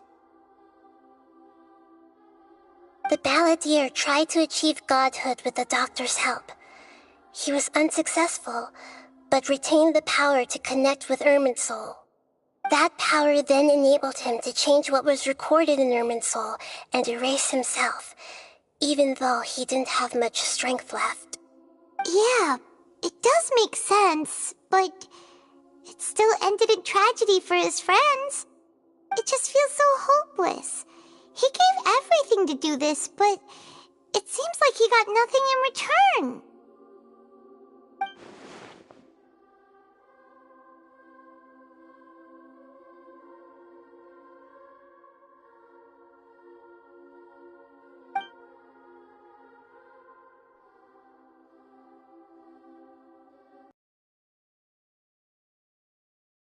Moment. I want to check something. Found it. This should be the one. It turns out that I have a strange way of confirming everything she has told us. What is it? A record from a personal collection. It was tucked away in a corner. You should take a look.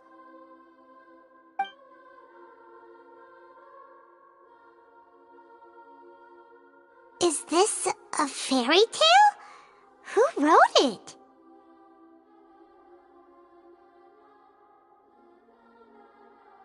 I authored this record myself. Huh?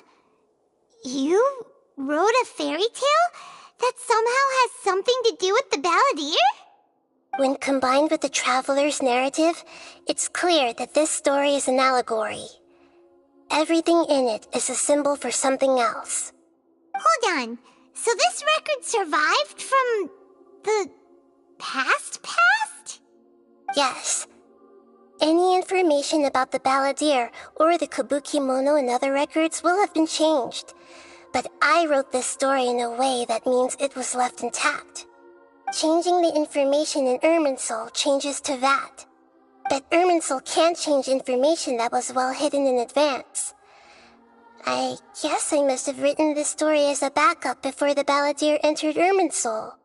That's incredible! What a great idea!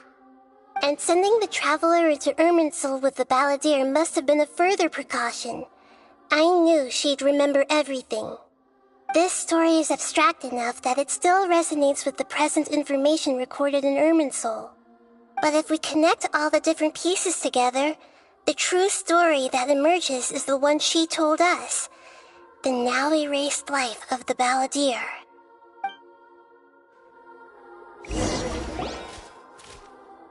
There was once a lone monster draped in fox fur. The monster found a family of foxes, joined them, and they became friends. The monster lived with the family day and night, and everyone treated it as one of their own. Once in a while, the monster would take off its fox fur at night and lament to itself as it gazed at its reflection in the water. I am a monstrosity, yet they are too foolish to see it. I pity them. But the monster soon found solace when another came to live among the foxes who was not their kin. A kitten, carved from the wood of a white tree who had been abandoned by the humans. The kitten too wished to become a fox, but its tail was too slender and it could not grow a coat of richly colored fur. Yet when the other foxes saw this, they spoke words of comfort to the kitten. Even without a tail and fur like ours, you are still one of us. Furious at this happy resolution, the monster lit a fire on the mountain. The terrified animals panicked as the fire spread. The only way to extinguish the flames was to make a sacrifice. A gray fox stood up and addressed the monster. It said, "You are the cleverest among us. Surely you can help us find a way to solve this." The monster smiled, led the fox toward the fire, and murdered it. The gray fox's heart was turned into a beautiful drop of water, clear, spotless, and pure. The monster gave the heart of water to the kitten, telling him, "The foxes have decided. You are the one who must be sacrificed. Take this, quench the flames, and die for your fox kin." The fire was extinguished, but the kitten lived. It left that side of the mountain and found a little bird who had a broken wing. The two promised they would spend their whole lives together, but the little bird did not have long left to live. It passed away soon after. After burying the bird, the kitten left the mountain for good. Never again would it cherish a single creature, nor a single blade of grass that stood on that mountain. The kitten spent the nights wandering aimlessly, gnashing its teeth at the moon. How it wished to swallow the moon and devour the moonlight. If the world could only return to darkness, then it would finally be peaceful and content.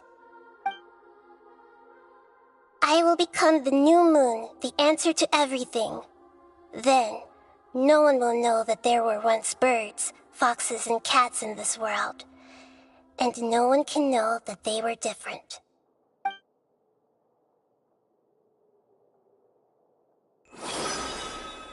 We solved it!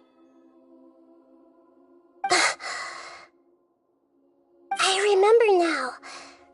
This is not just the Balladeer story. It is his very own memories. I made a backup so that it would be preserved no matter what happened. To become a god, he was experimented on and modified countless times. It was brutal torture, and the only reason he was able to survive is that he was a puppet. This memory was extracted from him by the scholars. Presumably, they kept it to have something to defend themselves with. Creating a deity was just the first step. Some of them wanted to be able to control it. That's why they backed up his memory for later use. I buried it deep inside one of my own dreams, and then hid it inside an allegorical story so that it wouldn't be altered. It's hard to believe that this person really existed, let alone that he tried to get rid of us on more than one occasion. Paimon has no memory of him at all. He completely vanished like a puff of smoke. The balladeer agreed to help me look for information about the Descenders, and although he was unsuccessful, he still helped you. Before he vanished, he confirmed an important detail, that Conria was where your twin first came into this world. We still don't know how the change to Irminsul will affect the senior ranks of the Fatui, but in all likelihood, they won't even remember their own Harbinger.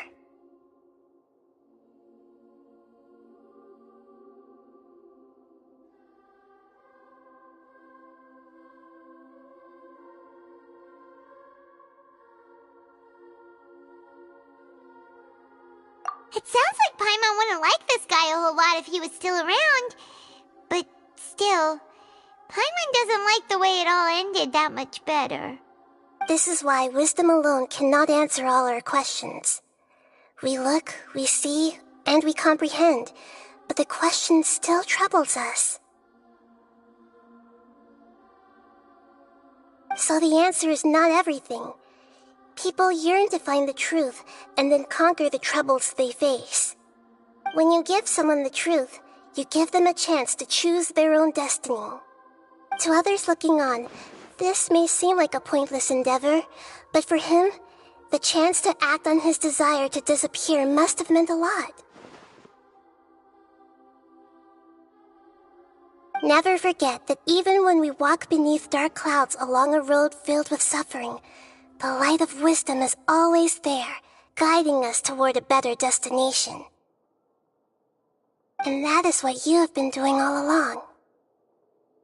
Yeah, Nahita's right. Cheer up! How about we go get something to eat? We can pick up this heavy conversation again later. Good idea. Paimon, why don't you take her out for a walk to clear her head? You got it! Come on, Traveler! You need to get out of your head for a while. You'll feel much better after taking a walk. Let's go get a snack from one of the stalls in the Grand Bazaar! That'll be sure to lift our spirits. It must be really tough being the only one who remembers all that. But Paimon's always here to help cheer you up.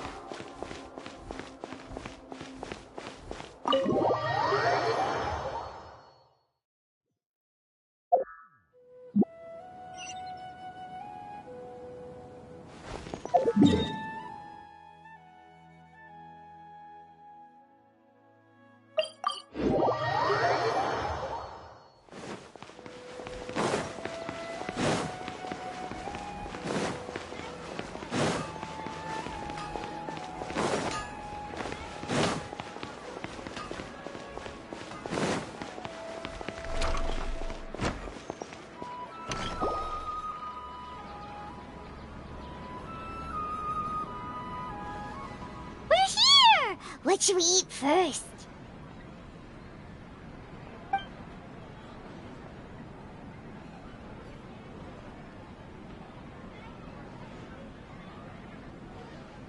Hey, are you gonna answer or what?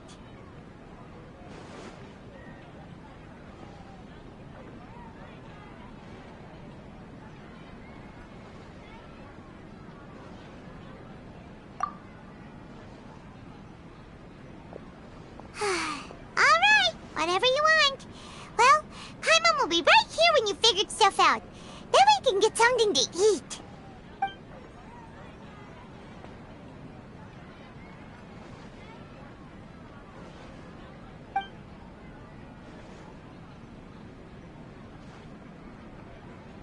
What is it? Have you figured it all out?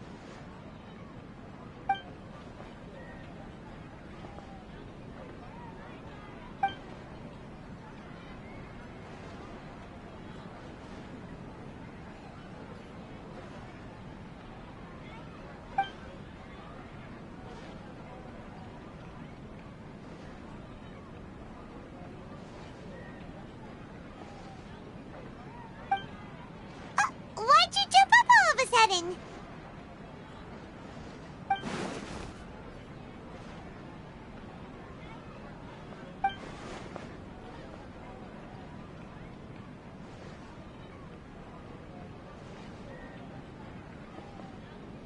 Excuse me, boss. There seems to be a small problem with the last bill. Look, here.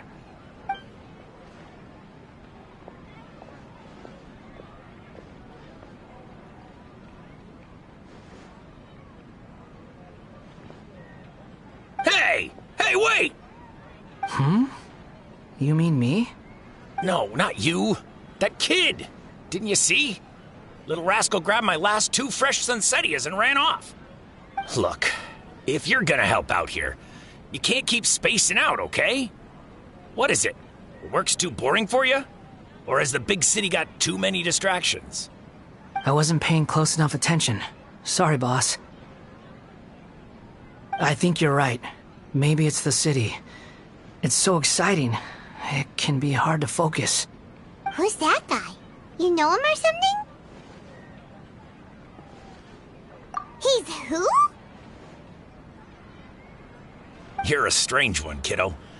You say you don't want any money for helping out here, and then when I actually give you some work to do, you keep letting yourself get distracted. I don't want to take advantage, so I'm happy to pay you what I'd pay anyone else. But if you keep acting like this, pretty soon I won't be able to afford to. No, please. I mean it. You don't need to pay me anything. I'm just so thankful you agreed to take on an outsider like me. You're welcome, I guess. But I got bigger things to worry about. Look, we're all out of Sunsettias, and I promised the lady down the street I'd deliver a fruit bowl this evening. Leave it to me. I'll find some more. Just a moment. I'll be right back. Stop. I'm gonna level with you, kiddo. I've never met a worker who said they didn't want a wage before. And at first, I got greedy. Couldn't believe my luck. But I figured you'd start asking for something in return eventually. You don't want money. You don't take days off. And in your free time, all I see you do is wander around, taking in the sights. Are you a drifter or something? That's right, I am. We can talk more about that later. First, let me get those fruits you needed. Sunsettias, was it? I'll be right back. Hey, what do we do now? Okay, stay out of sight. Don't let him see you.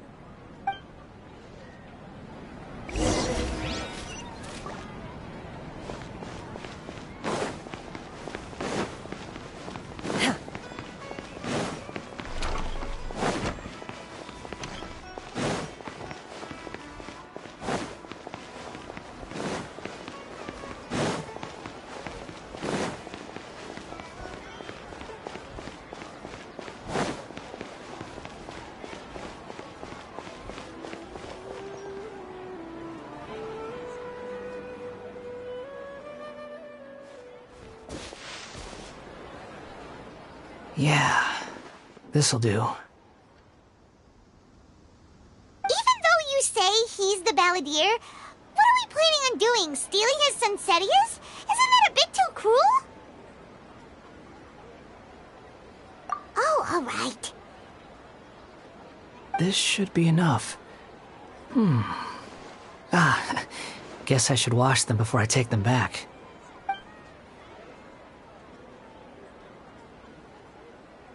Huh? You two over there. Is there something I can help you with? Ha! He spotted us! You've been following me all the way from the city. I'd have to be blind not to notice.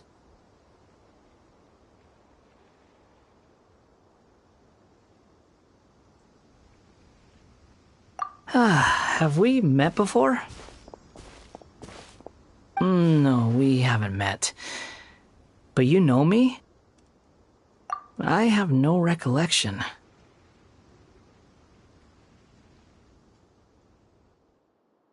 Are you absolutely sure? Sorry, but I just can't take your word for it.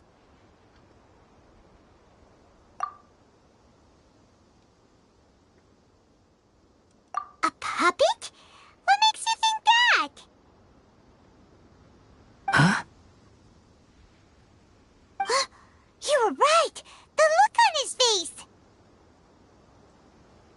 I guess you do know me after all. That is not something I share with a lot of people. Look, I'm just a wanderer. But seeing as you've gone through all this trouble to track me down, I'm sure whatever it is must be important.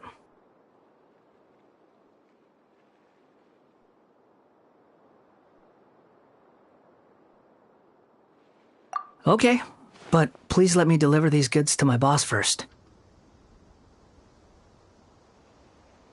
Are you really working for that guy? He said you don't want any more for it. Is that true? Yes, I ran into him out in the wilderness during a storm, and he let me take shelter in his cart. In return, I said I'd be his helper for a while. Oddly nice of you? Let me take these back. Then I'll come with you, okay? Then let's return to the city.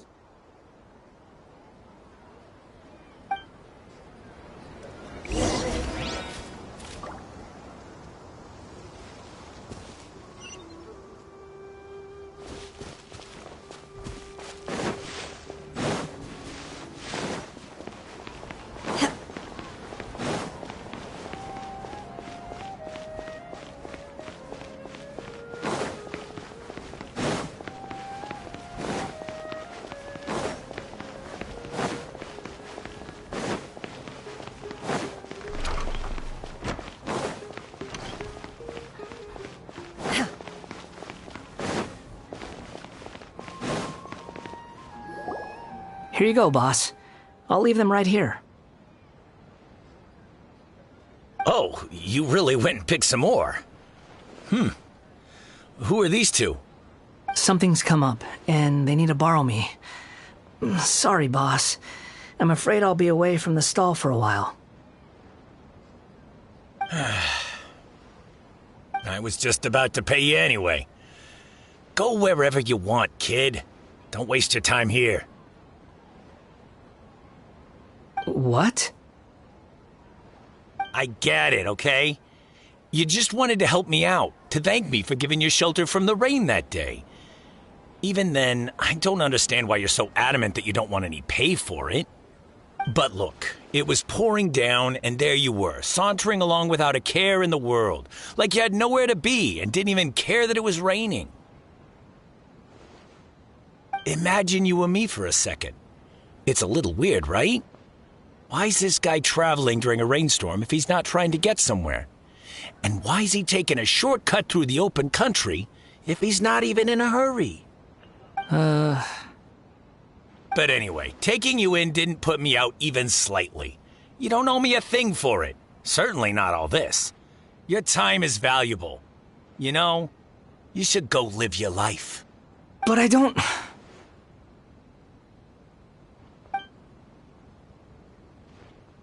No, you're right.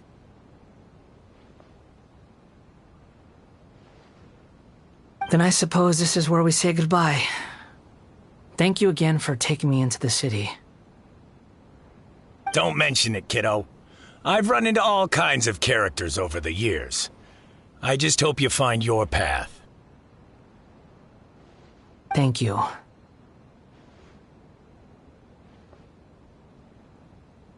All right, done.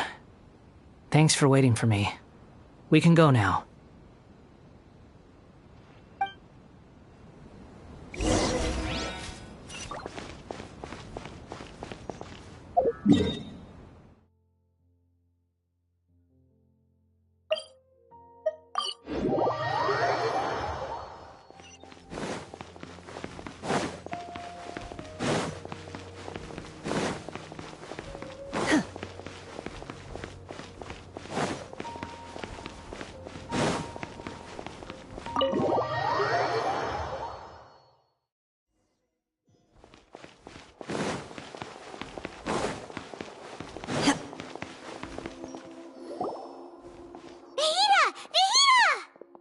What's wrong? Huh? Are you? Hello. I do apologize for the sudden intrusion. We found this guy in the street, but he doesn't seem to remember anything. So, yeah, quite an eventful walk.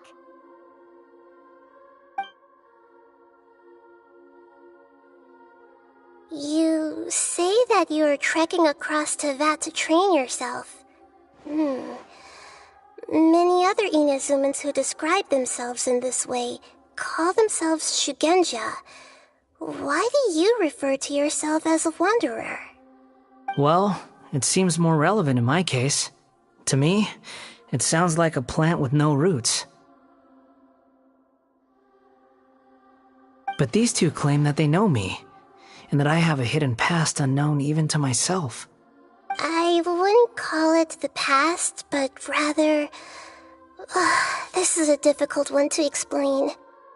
I don't like to rely on using terms like this often, but in your case, it seems that it ought to be called, previous incarnation. Oh, like a past life or something? Yes, something far more distant than the past. So far away that you cannot perceive it. Okay, I have to ask. What was I like in my previous incarnation?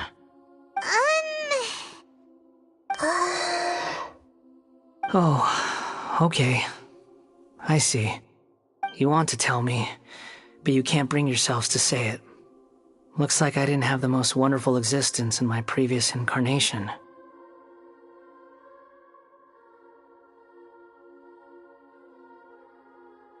If it's that difficult to talk about, I have no doubt it will be just as difficult to hear, but I'll be able to handle it.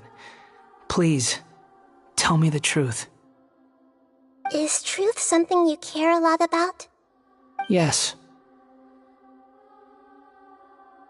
Then I'll be straight with you. In your previous incarnation, you did many things that would be considered evil. You nearly died because of what other people did, and many died because of you. As a non-human being, you hated gods and humans alike. You drifted from place to place, never able to settle, even where you found status and identity. You adamantly believed that you were missing a heart. Actions rooted in persistence sometimes bear bitter fruit. Sometimes, you have to let parts of yourself go, or you'll never be happy.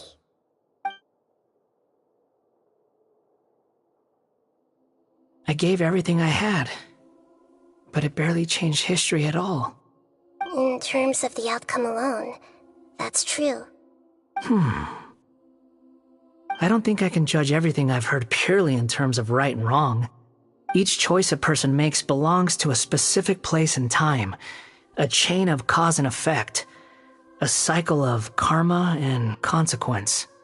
That is the nature of truth. If one thing is right, its opposite must be wrong. And yet, dichotomies like this are not enough to explain the world in all of its complexity. It seems like my previous incarnation wasn't the most likable individual. We're not trying to hurt your feelings or anything, but yeah, we weren't your biggest fans.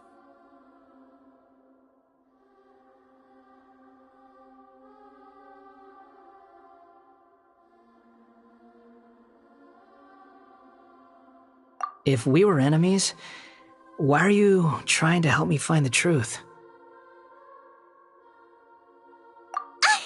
This is so frustrating! This guy's supposed to be our arch enemy, but now he's just some random stranger we met on the street! He's got so much to answer for, but we can't make him talk because he doesn't remember anything. What a weird situation. Lesser Lord Kusanali, as the god of wisdom, I trust that everything you told me must be true. Yes, it's all true. I can even show you the memories themselves, if you're willing. Please, I want to see them for myself. I want to experience my own transgressions. Even though it will cause your present self great mental anguish? I'm just a puppet, with no heart and no name. There is nothing in this world for me to cling to fill the void within me. Except maybe these sins that can never be undone. Very well. As you wish. Wait! Thanks for bringing him here. Don't worry. Whatever danger I might face, it's my burden to bear. Traveler, could I ask you to supervise him on my behalf? Oh, good point. Given your, unique situation, we'd better keep an eye on you. Understood. Thank you. Now, prepare yourselves, everyone.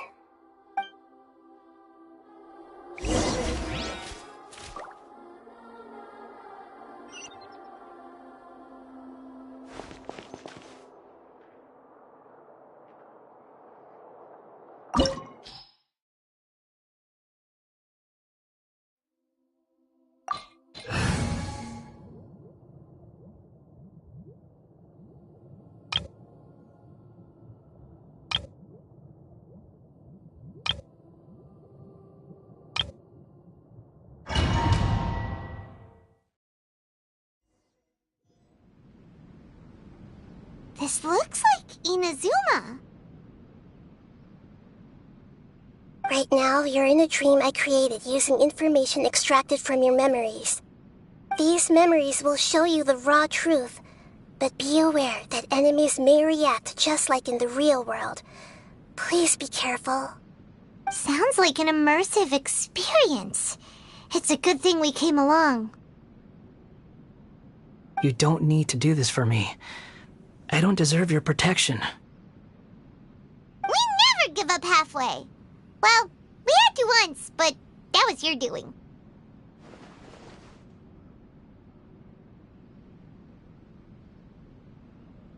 All right.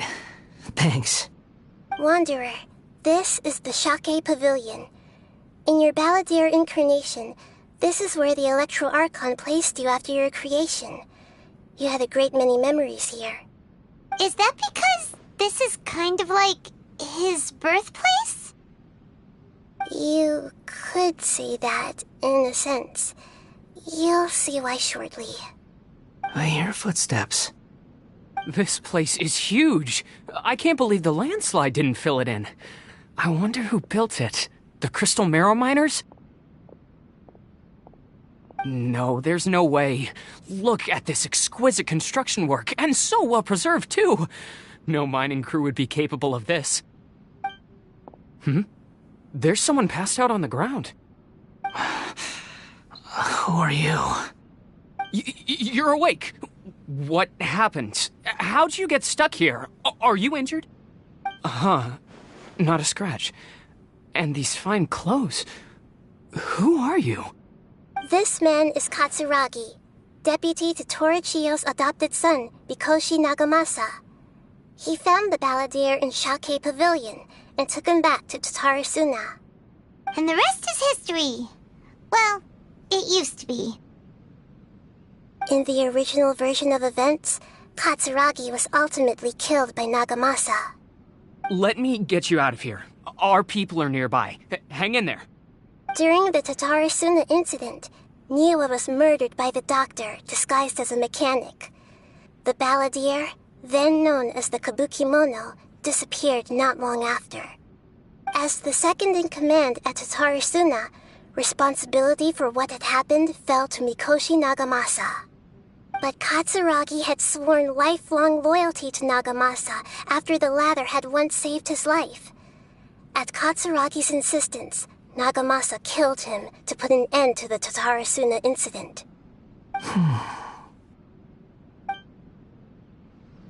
Katsuragi seems like he was a good guy. He looks like a warrior, but he has a kind face. Why couldn't he live a long and happy life?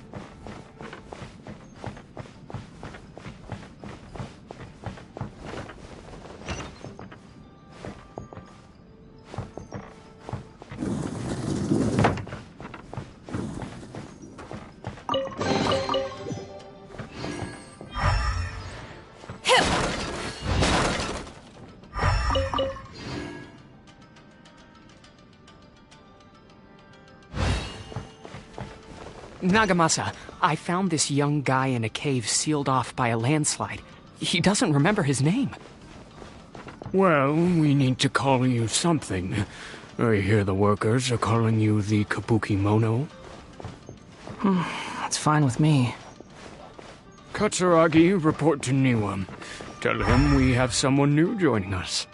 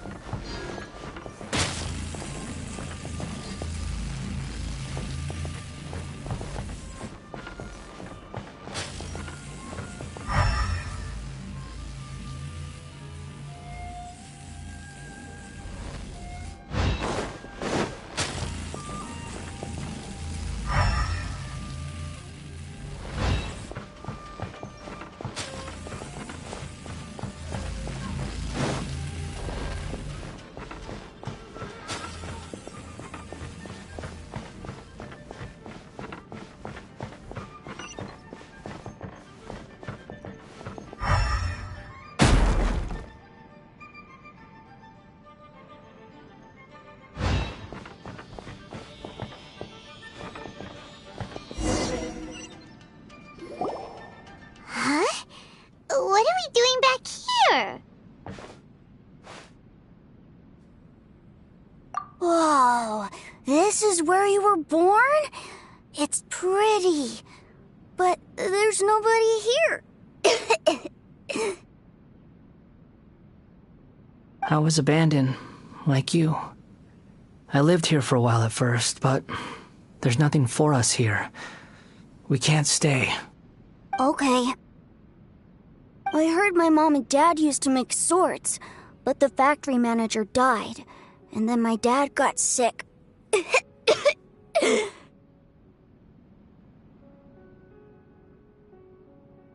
He kept coughing all the time, just like me. Then Mom started coughing too. But you can't. You promised me. Yup, we're family now. We're gonna be together forever and ever. This child didn't have a name. Or rather, the balladeer didn't know what to call him. His father died before he could name him. After his mother died, the child stayed in their straw hut alone. Some of the neighbors helped to raise him. After leaving Tatarasuna, the balladeer ran into this child who didn't have a name, just like him. They made a promise to live together. What happened to the child then? He died from his illness while he was still very young.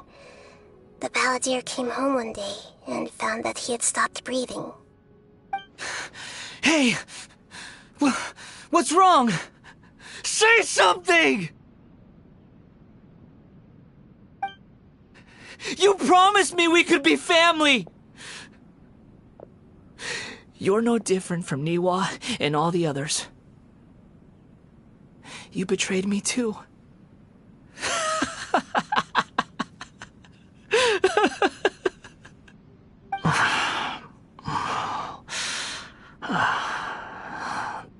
The voices have gone. It looks like the memory ends here. Let's keep going.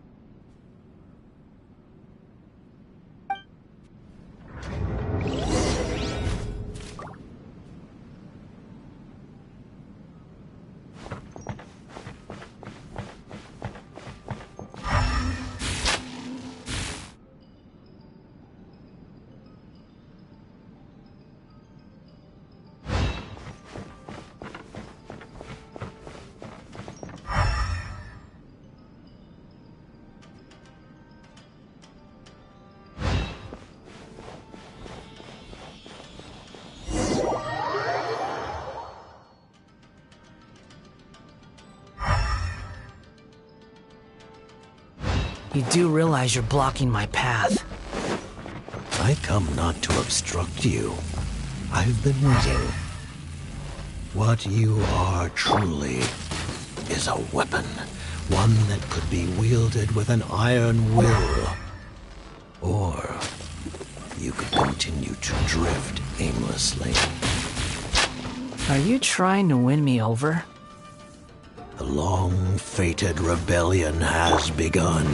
Why not take your place at the banquet and join those who shall feast?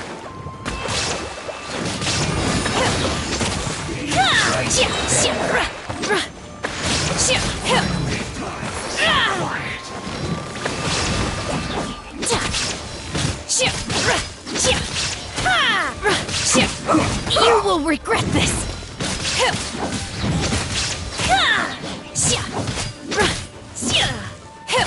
Take your true form! Let's end this quickly!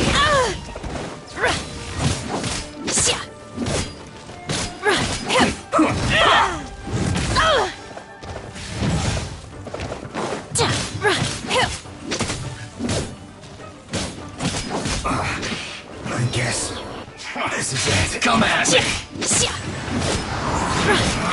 You can't run! Shine down! No touching! Hold the line! Don't be a killjoy! In You've your only just dreams. begun! Easy card will break I see through you! My duty. Miscalculated.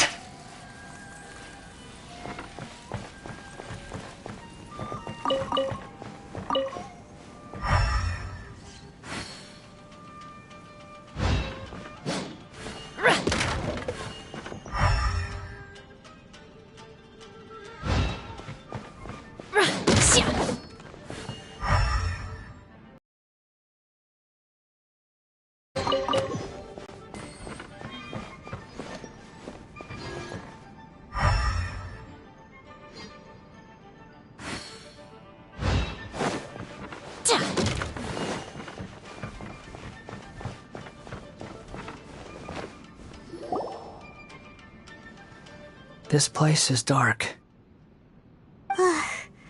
Paimon knows this place. It's the Delusion Factory in Inazuma. In the original version of events, the Traveler once encountered the Balladeer here. Such a creepy atmosphere. And so familiar.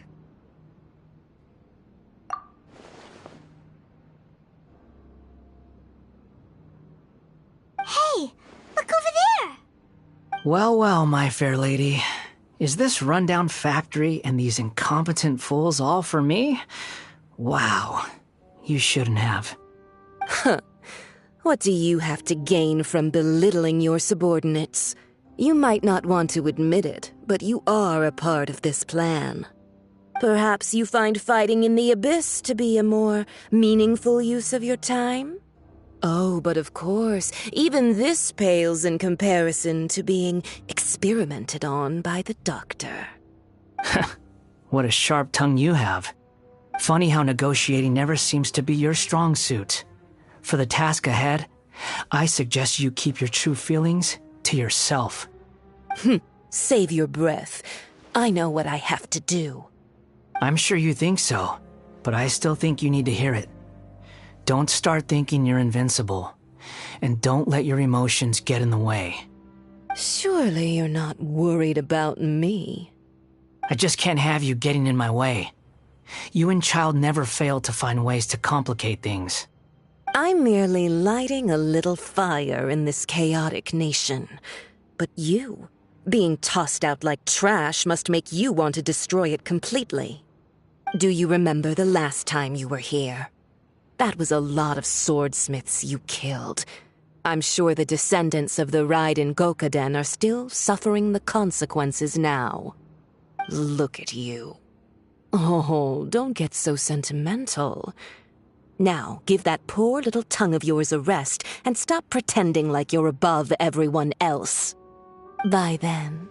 See you at the victory feast. Poor little tongue? she's playing with fire talking to me like that. Who does she think she is? Forget it. Someone might find me here any minute now. I should prepare to give them a warm welcome.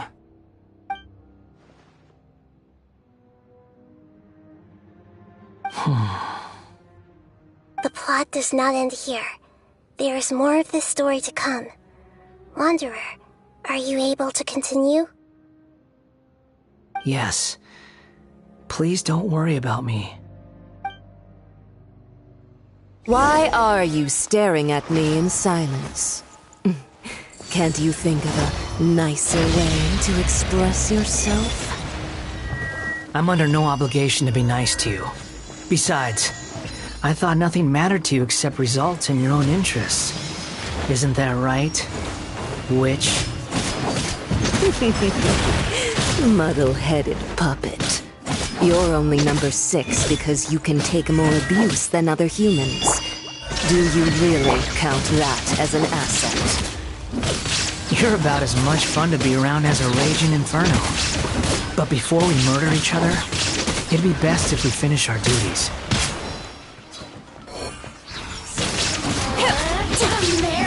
Transfiguration! Rest and revamp!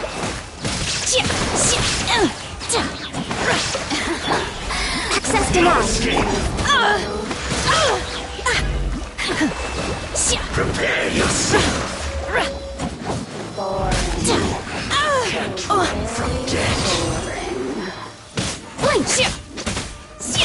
The more, the merrier. Shine down! Over here! Let me amuse myself a little. Persistence. Shine.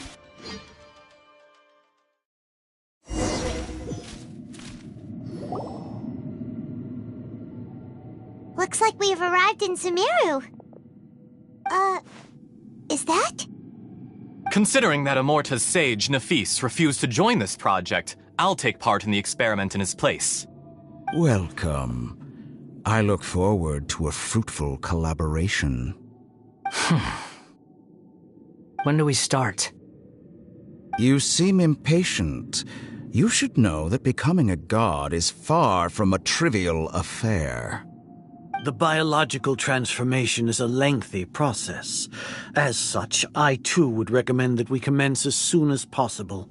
In the event that a successful connection is established, his body will become permanently bound to the machine, and he will be unable to move independently of it. Nothing worse than what I've been through before then, Doctor. You were the most resilient test subject I ever came across. Thanks to you, I was able to garner a great deal of information. Alas, after that, you were under orders to remain in the abyss. We barely saw each other, and it became difficult to further refine the knowledge I had gained. That was gracefully worded. Ever wonder what they think if they knew that nothing matters to you, apart from your crazy experiments? I suggest you speak to me in a more respectful tone, Scaramouche. The mere fact of your utility does not make you indestructible. The doctor again? That was uncomfortable to watch. That person gives off a very sinister energy.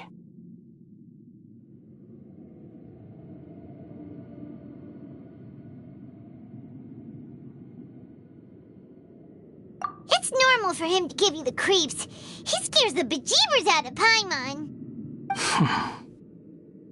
Let's move on.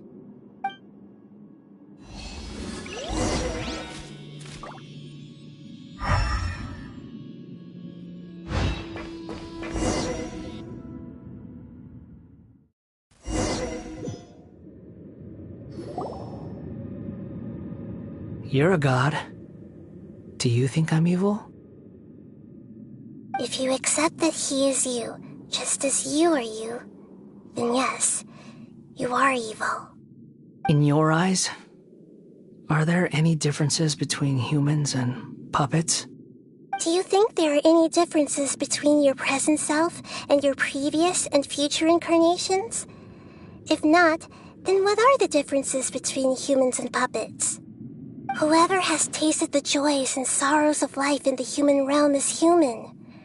Whoever has loved and lost, cried with grief, howled with rage at the tragedy of death that eclipses the miracle of life, they are human too. I've seen enough of my past. If possible, I'd like to reclaim the sins that are mine to bear. No matter the consequences, I won't run from blame or punishment. Whatever I am due, let it come to pass.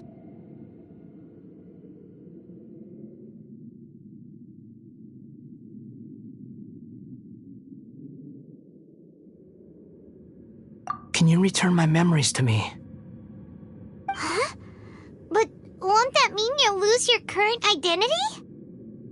I've always believed that human lives follow a set of rules, with each person being a collection of past experiences. As a puppet living in a human world, my life is subject to the same rules. Regaining your memories means reverting completely to your previous incarnation. All the emotions that you discarded will return to you. Are you sure you want to do this? I've lived with the void in my chest my whole life. My creator didn't need me. And ever since I awoke, I've just drifted from one place to the next. But then I met you. And I finally realized that reclaiming my missing sins might be my one opportunity to become my true self.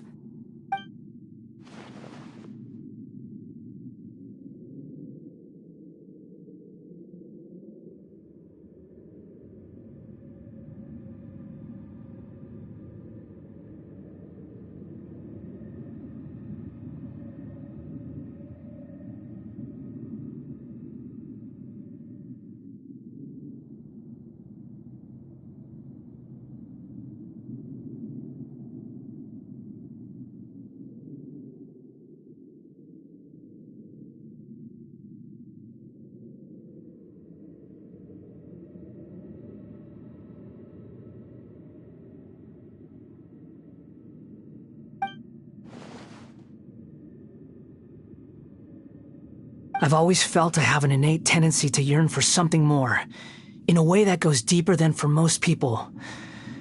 But for all my soul-searching as a Shugenja, I've never fully understood it. Looking at it now, it seems that I brought this curse upon myself. So I beg you, grant me this opportunity to gain a purpose, to change my destiny, and end my wandering. Very well. Since your mind is made up, I will return to you that which is yours.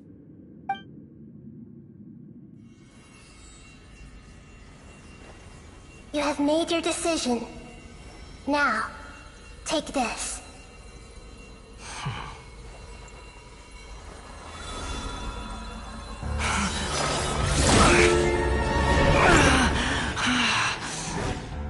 Set him free? A puppet? What's he doing here? You're a human as far as I'm concerned. Everyone's here. Wonderful. What a fine blade. Nagamasa will be thrilled. This is my...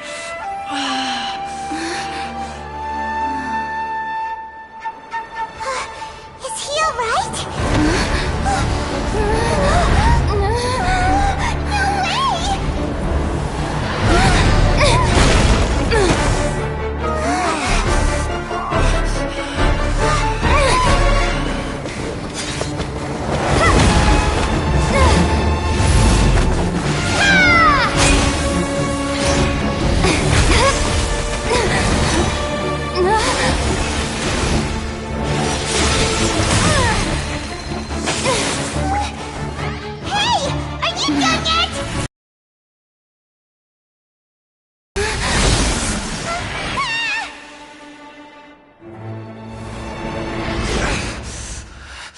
All worthless dross will be purged. That's why this won't be the end.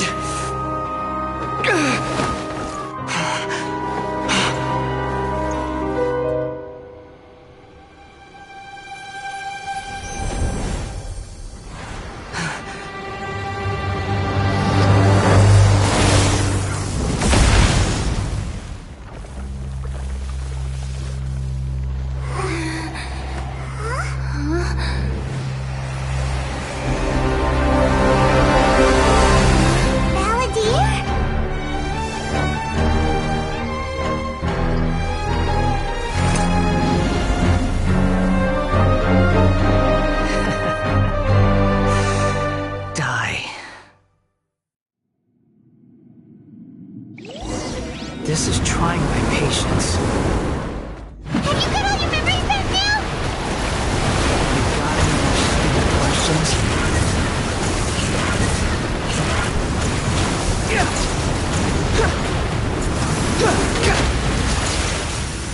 Perish!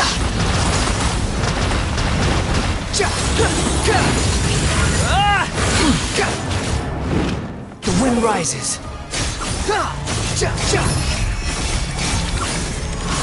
At my command, you shall fall.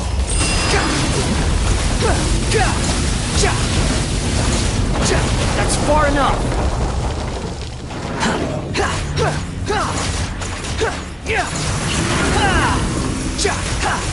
Perish! I'm used to this. Feeble human! Behold! How amusing!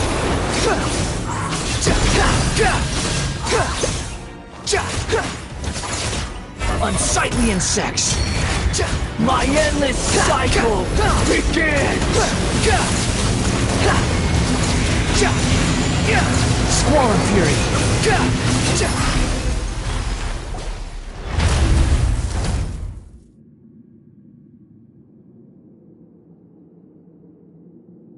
Imbecile! Get out of my sight! It disappeared. Did we win? What did you expect? I'd never lose to that. There's the tone of voice again. You're definitely back to your old self. Wait, but it was you inside that thing too! What have you got to be smug about? Sorry. I'm harsh on myself and everyone else. Just the way I am.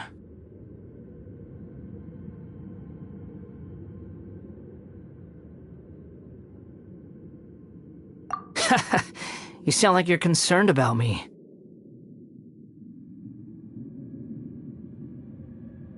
But don't worry. Thanks to you, even if I didn't change a thing, at least I now know the truth. The memory recovery seems to have been a success. This dream has served its purpose. Come on. Let's continue this outside.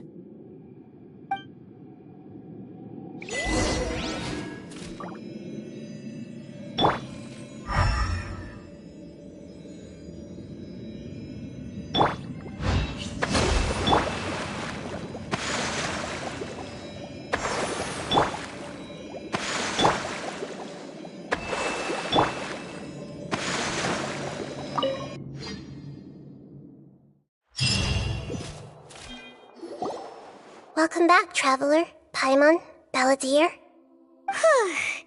It feels like we just went on a really long journey. Paimon's exhausted. You don't like being addressed by that name? It's fine.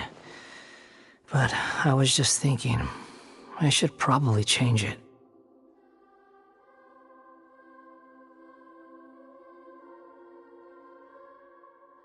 After learning about everything the doctor did, there's no way I can carry on using a name connected to him.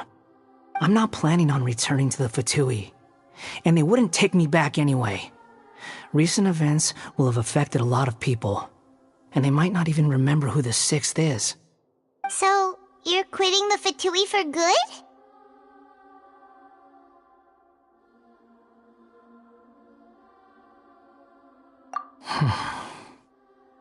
It's like you said, Lesser Lord Kusanali.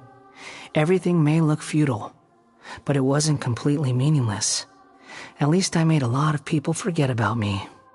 But that doesn't mean your own past has disappeared. Of course. And your main goal, for which you gave up everything you had, you weren't able to achieve it. I hope you can see and understand that. Changing the world, changing the past, changing the fates of other people, these are not simple things to accomplish. What you are looking for is complete annihilation. But this is just a fantasy. Even if the Balladeer is removed from existence, the world will not heed your will. Indeed. How ridiculous. Do you regret doing all that when you've gotten so little in return? Even if I'm completely worthless, there's nothing in the world worth regretting. Lesser Lord Kusanali, you purposely left that information in Irminsul, didn't you? Yes, and I took pains to make sure that you'd acquire that information naturally. Why would you go to such lengths? You trying to win me over too? In all honesty, your past experiences have made you a useful asset to Summeru and to me. Winning you over was indeed a part of my plan. But before that, I wanted to tell you the truth about your past. If all I wanted to do was use you, then I'd be no different from the doctor. Very clever. I guess you could say that's one of my virtues. Utility to others is what gives me worth. So if embracing my sins is what it takes to make me useful again, so be it.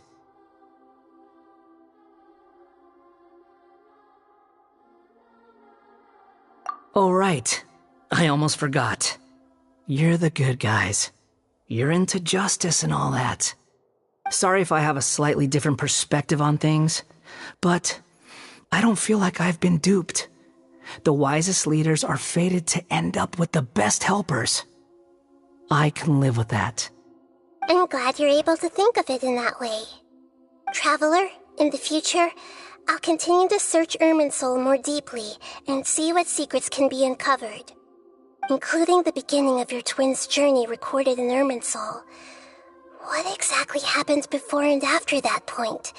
I want to know as well.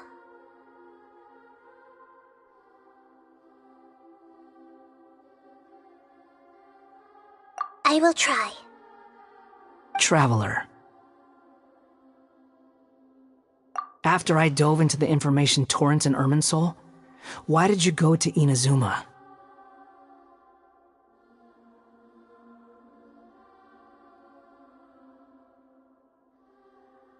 So that's how you found out whose fate had changed. And how? Well, whatever your reasons, you did me a favor. And I'll do everything I can to pay it back.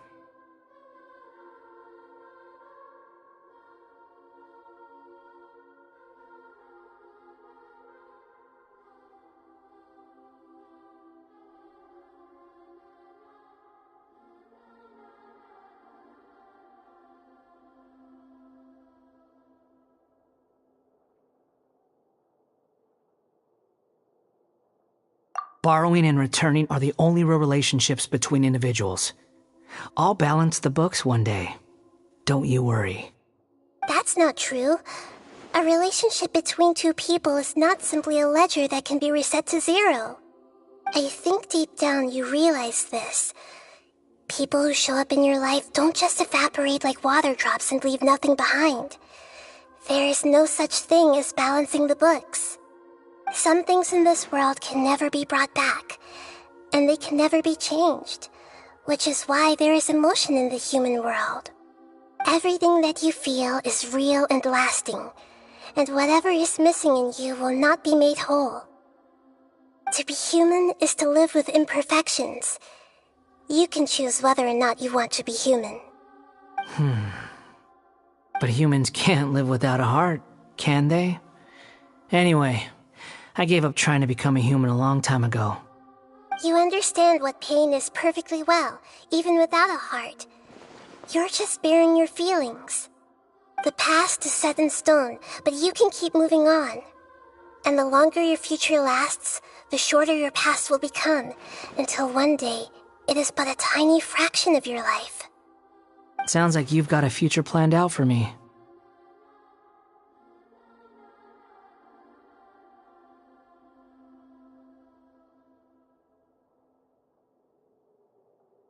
Everything's ended up being pretty darn complicated. Paimon doesn't even know where to start, but the most important thing now is that you need to follow Nahida. Otherwise, all our efforts will have been for nothing.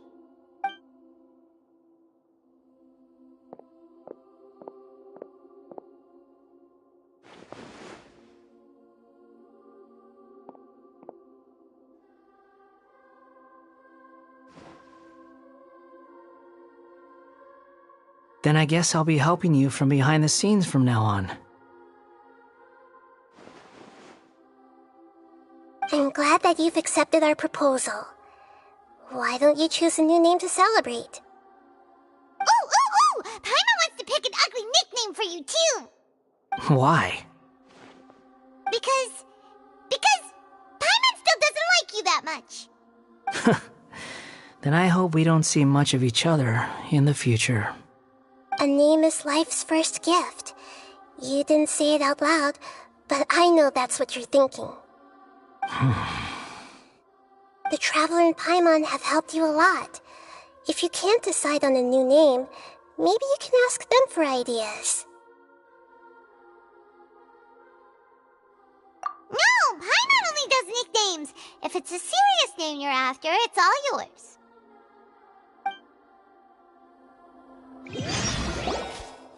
Have you got anything?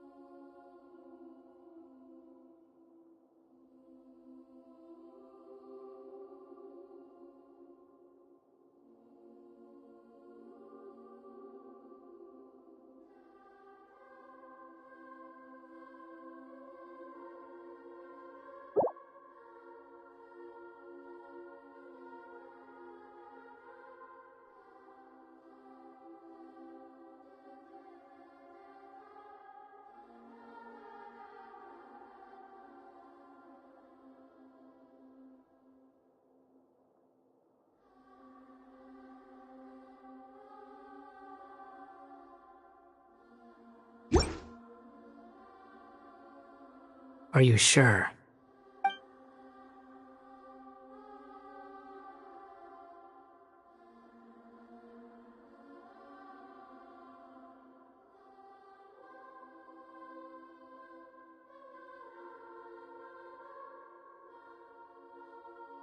Okay. Have you got anything?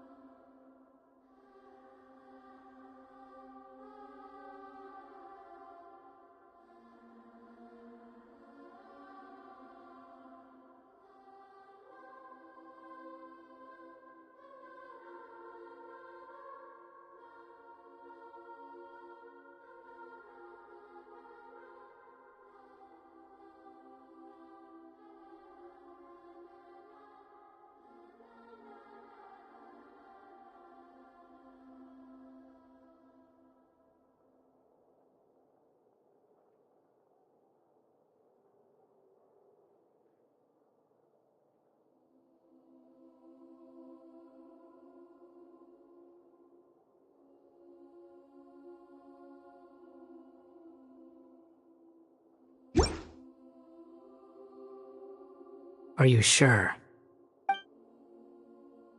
Oh, alright. If you say so. There. Now you have a name of your own. What about a nickname? Are you done yet? Still thinking. Stop rushing me! Take your time. I don't need to see you again until you've thought of one.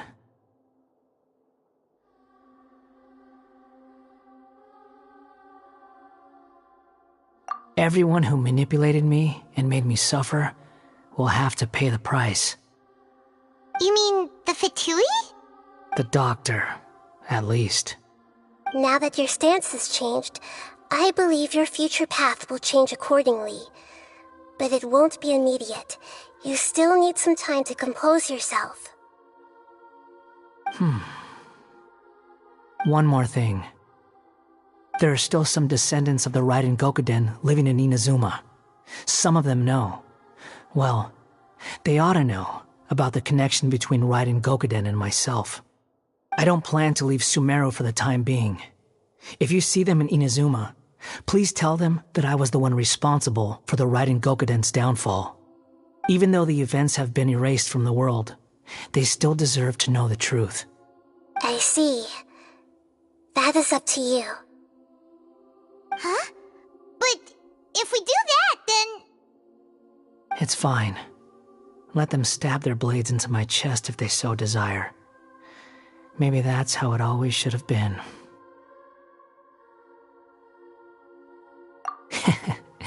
No nonsense. I like it. Alright, let's call it a day. Goodbye, wise deity. And you too. He's gone. What he went through today would have been like living an entire lifetime in an instant. He'll need some time to calm down. Yeah, true. But even so, after everything that's happened, he doesn't seem quite as fierce anymore. So we can finally go eat? Paimon is starving. Thank you both. I hope you will find somewhere nice to go and relax for a while.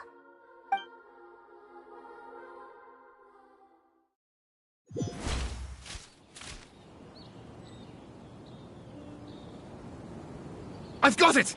I can end my novel with some words from Mikoshi Nagamasa. You mean because everyone else in the story is dead? Yeah, I heard that Mikoshi Nagamasa died at a ripe old age. He's the perfect fit to be the narrator of the epilogue.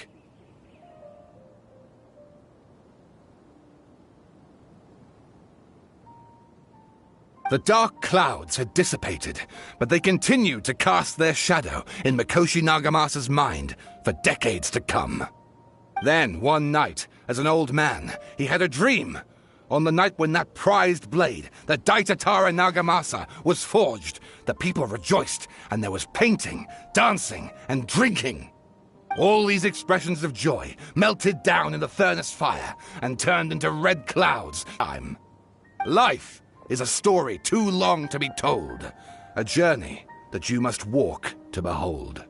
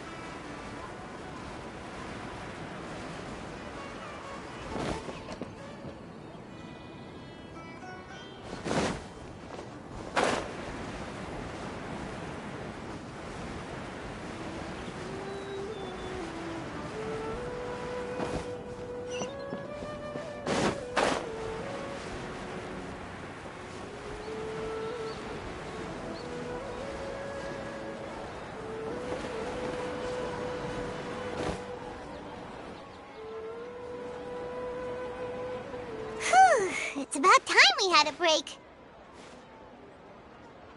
As soon as you stop, all the tiredness and hunger comes rushing back.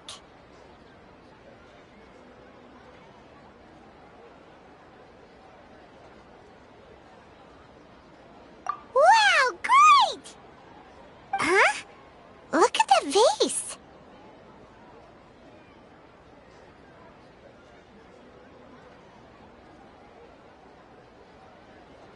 Did someone break it while they were cleaning the room or something?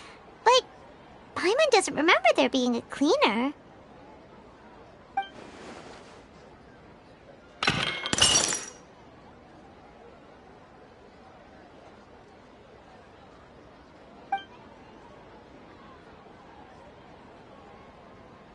You sound lost and confused.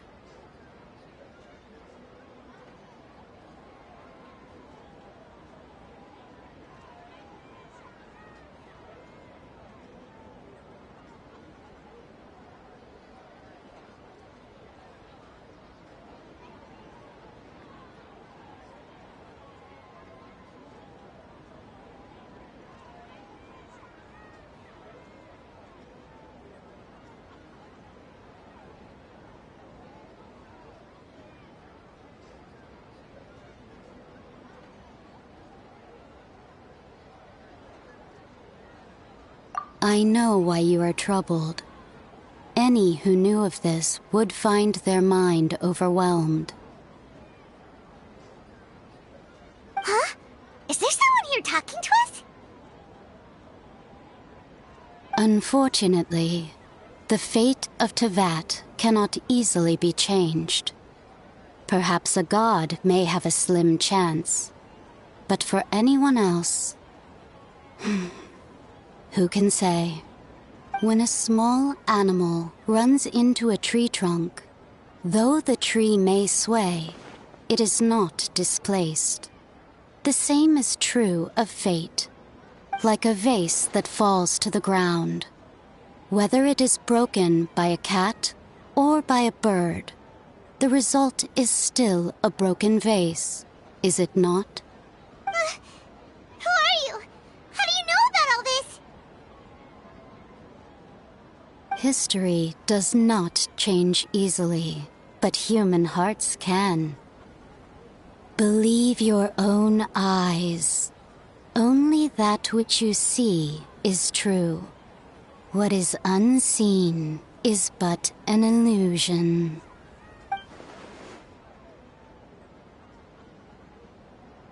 The voice has disappeared. And who the heck was that? And what were they doing coming out of nowhere and saying all that scary stuff?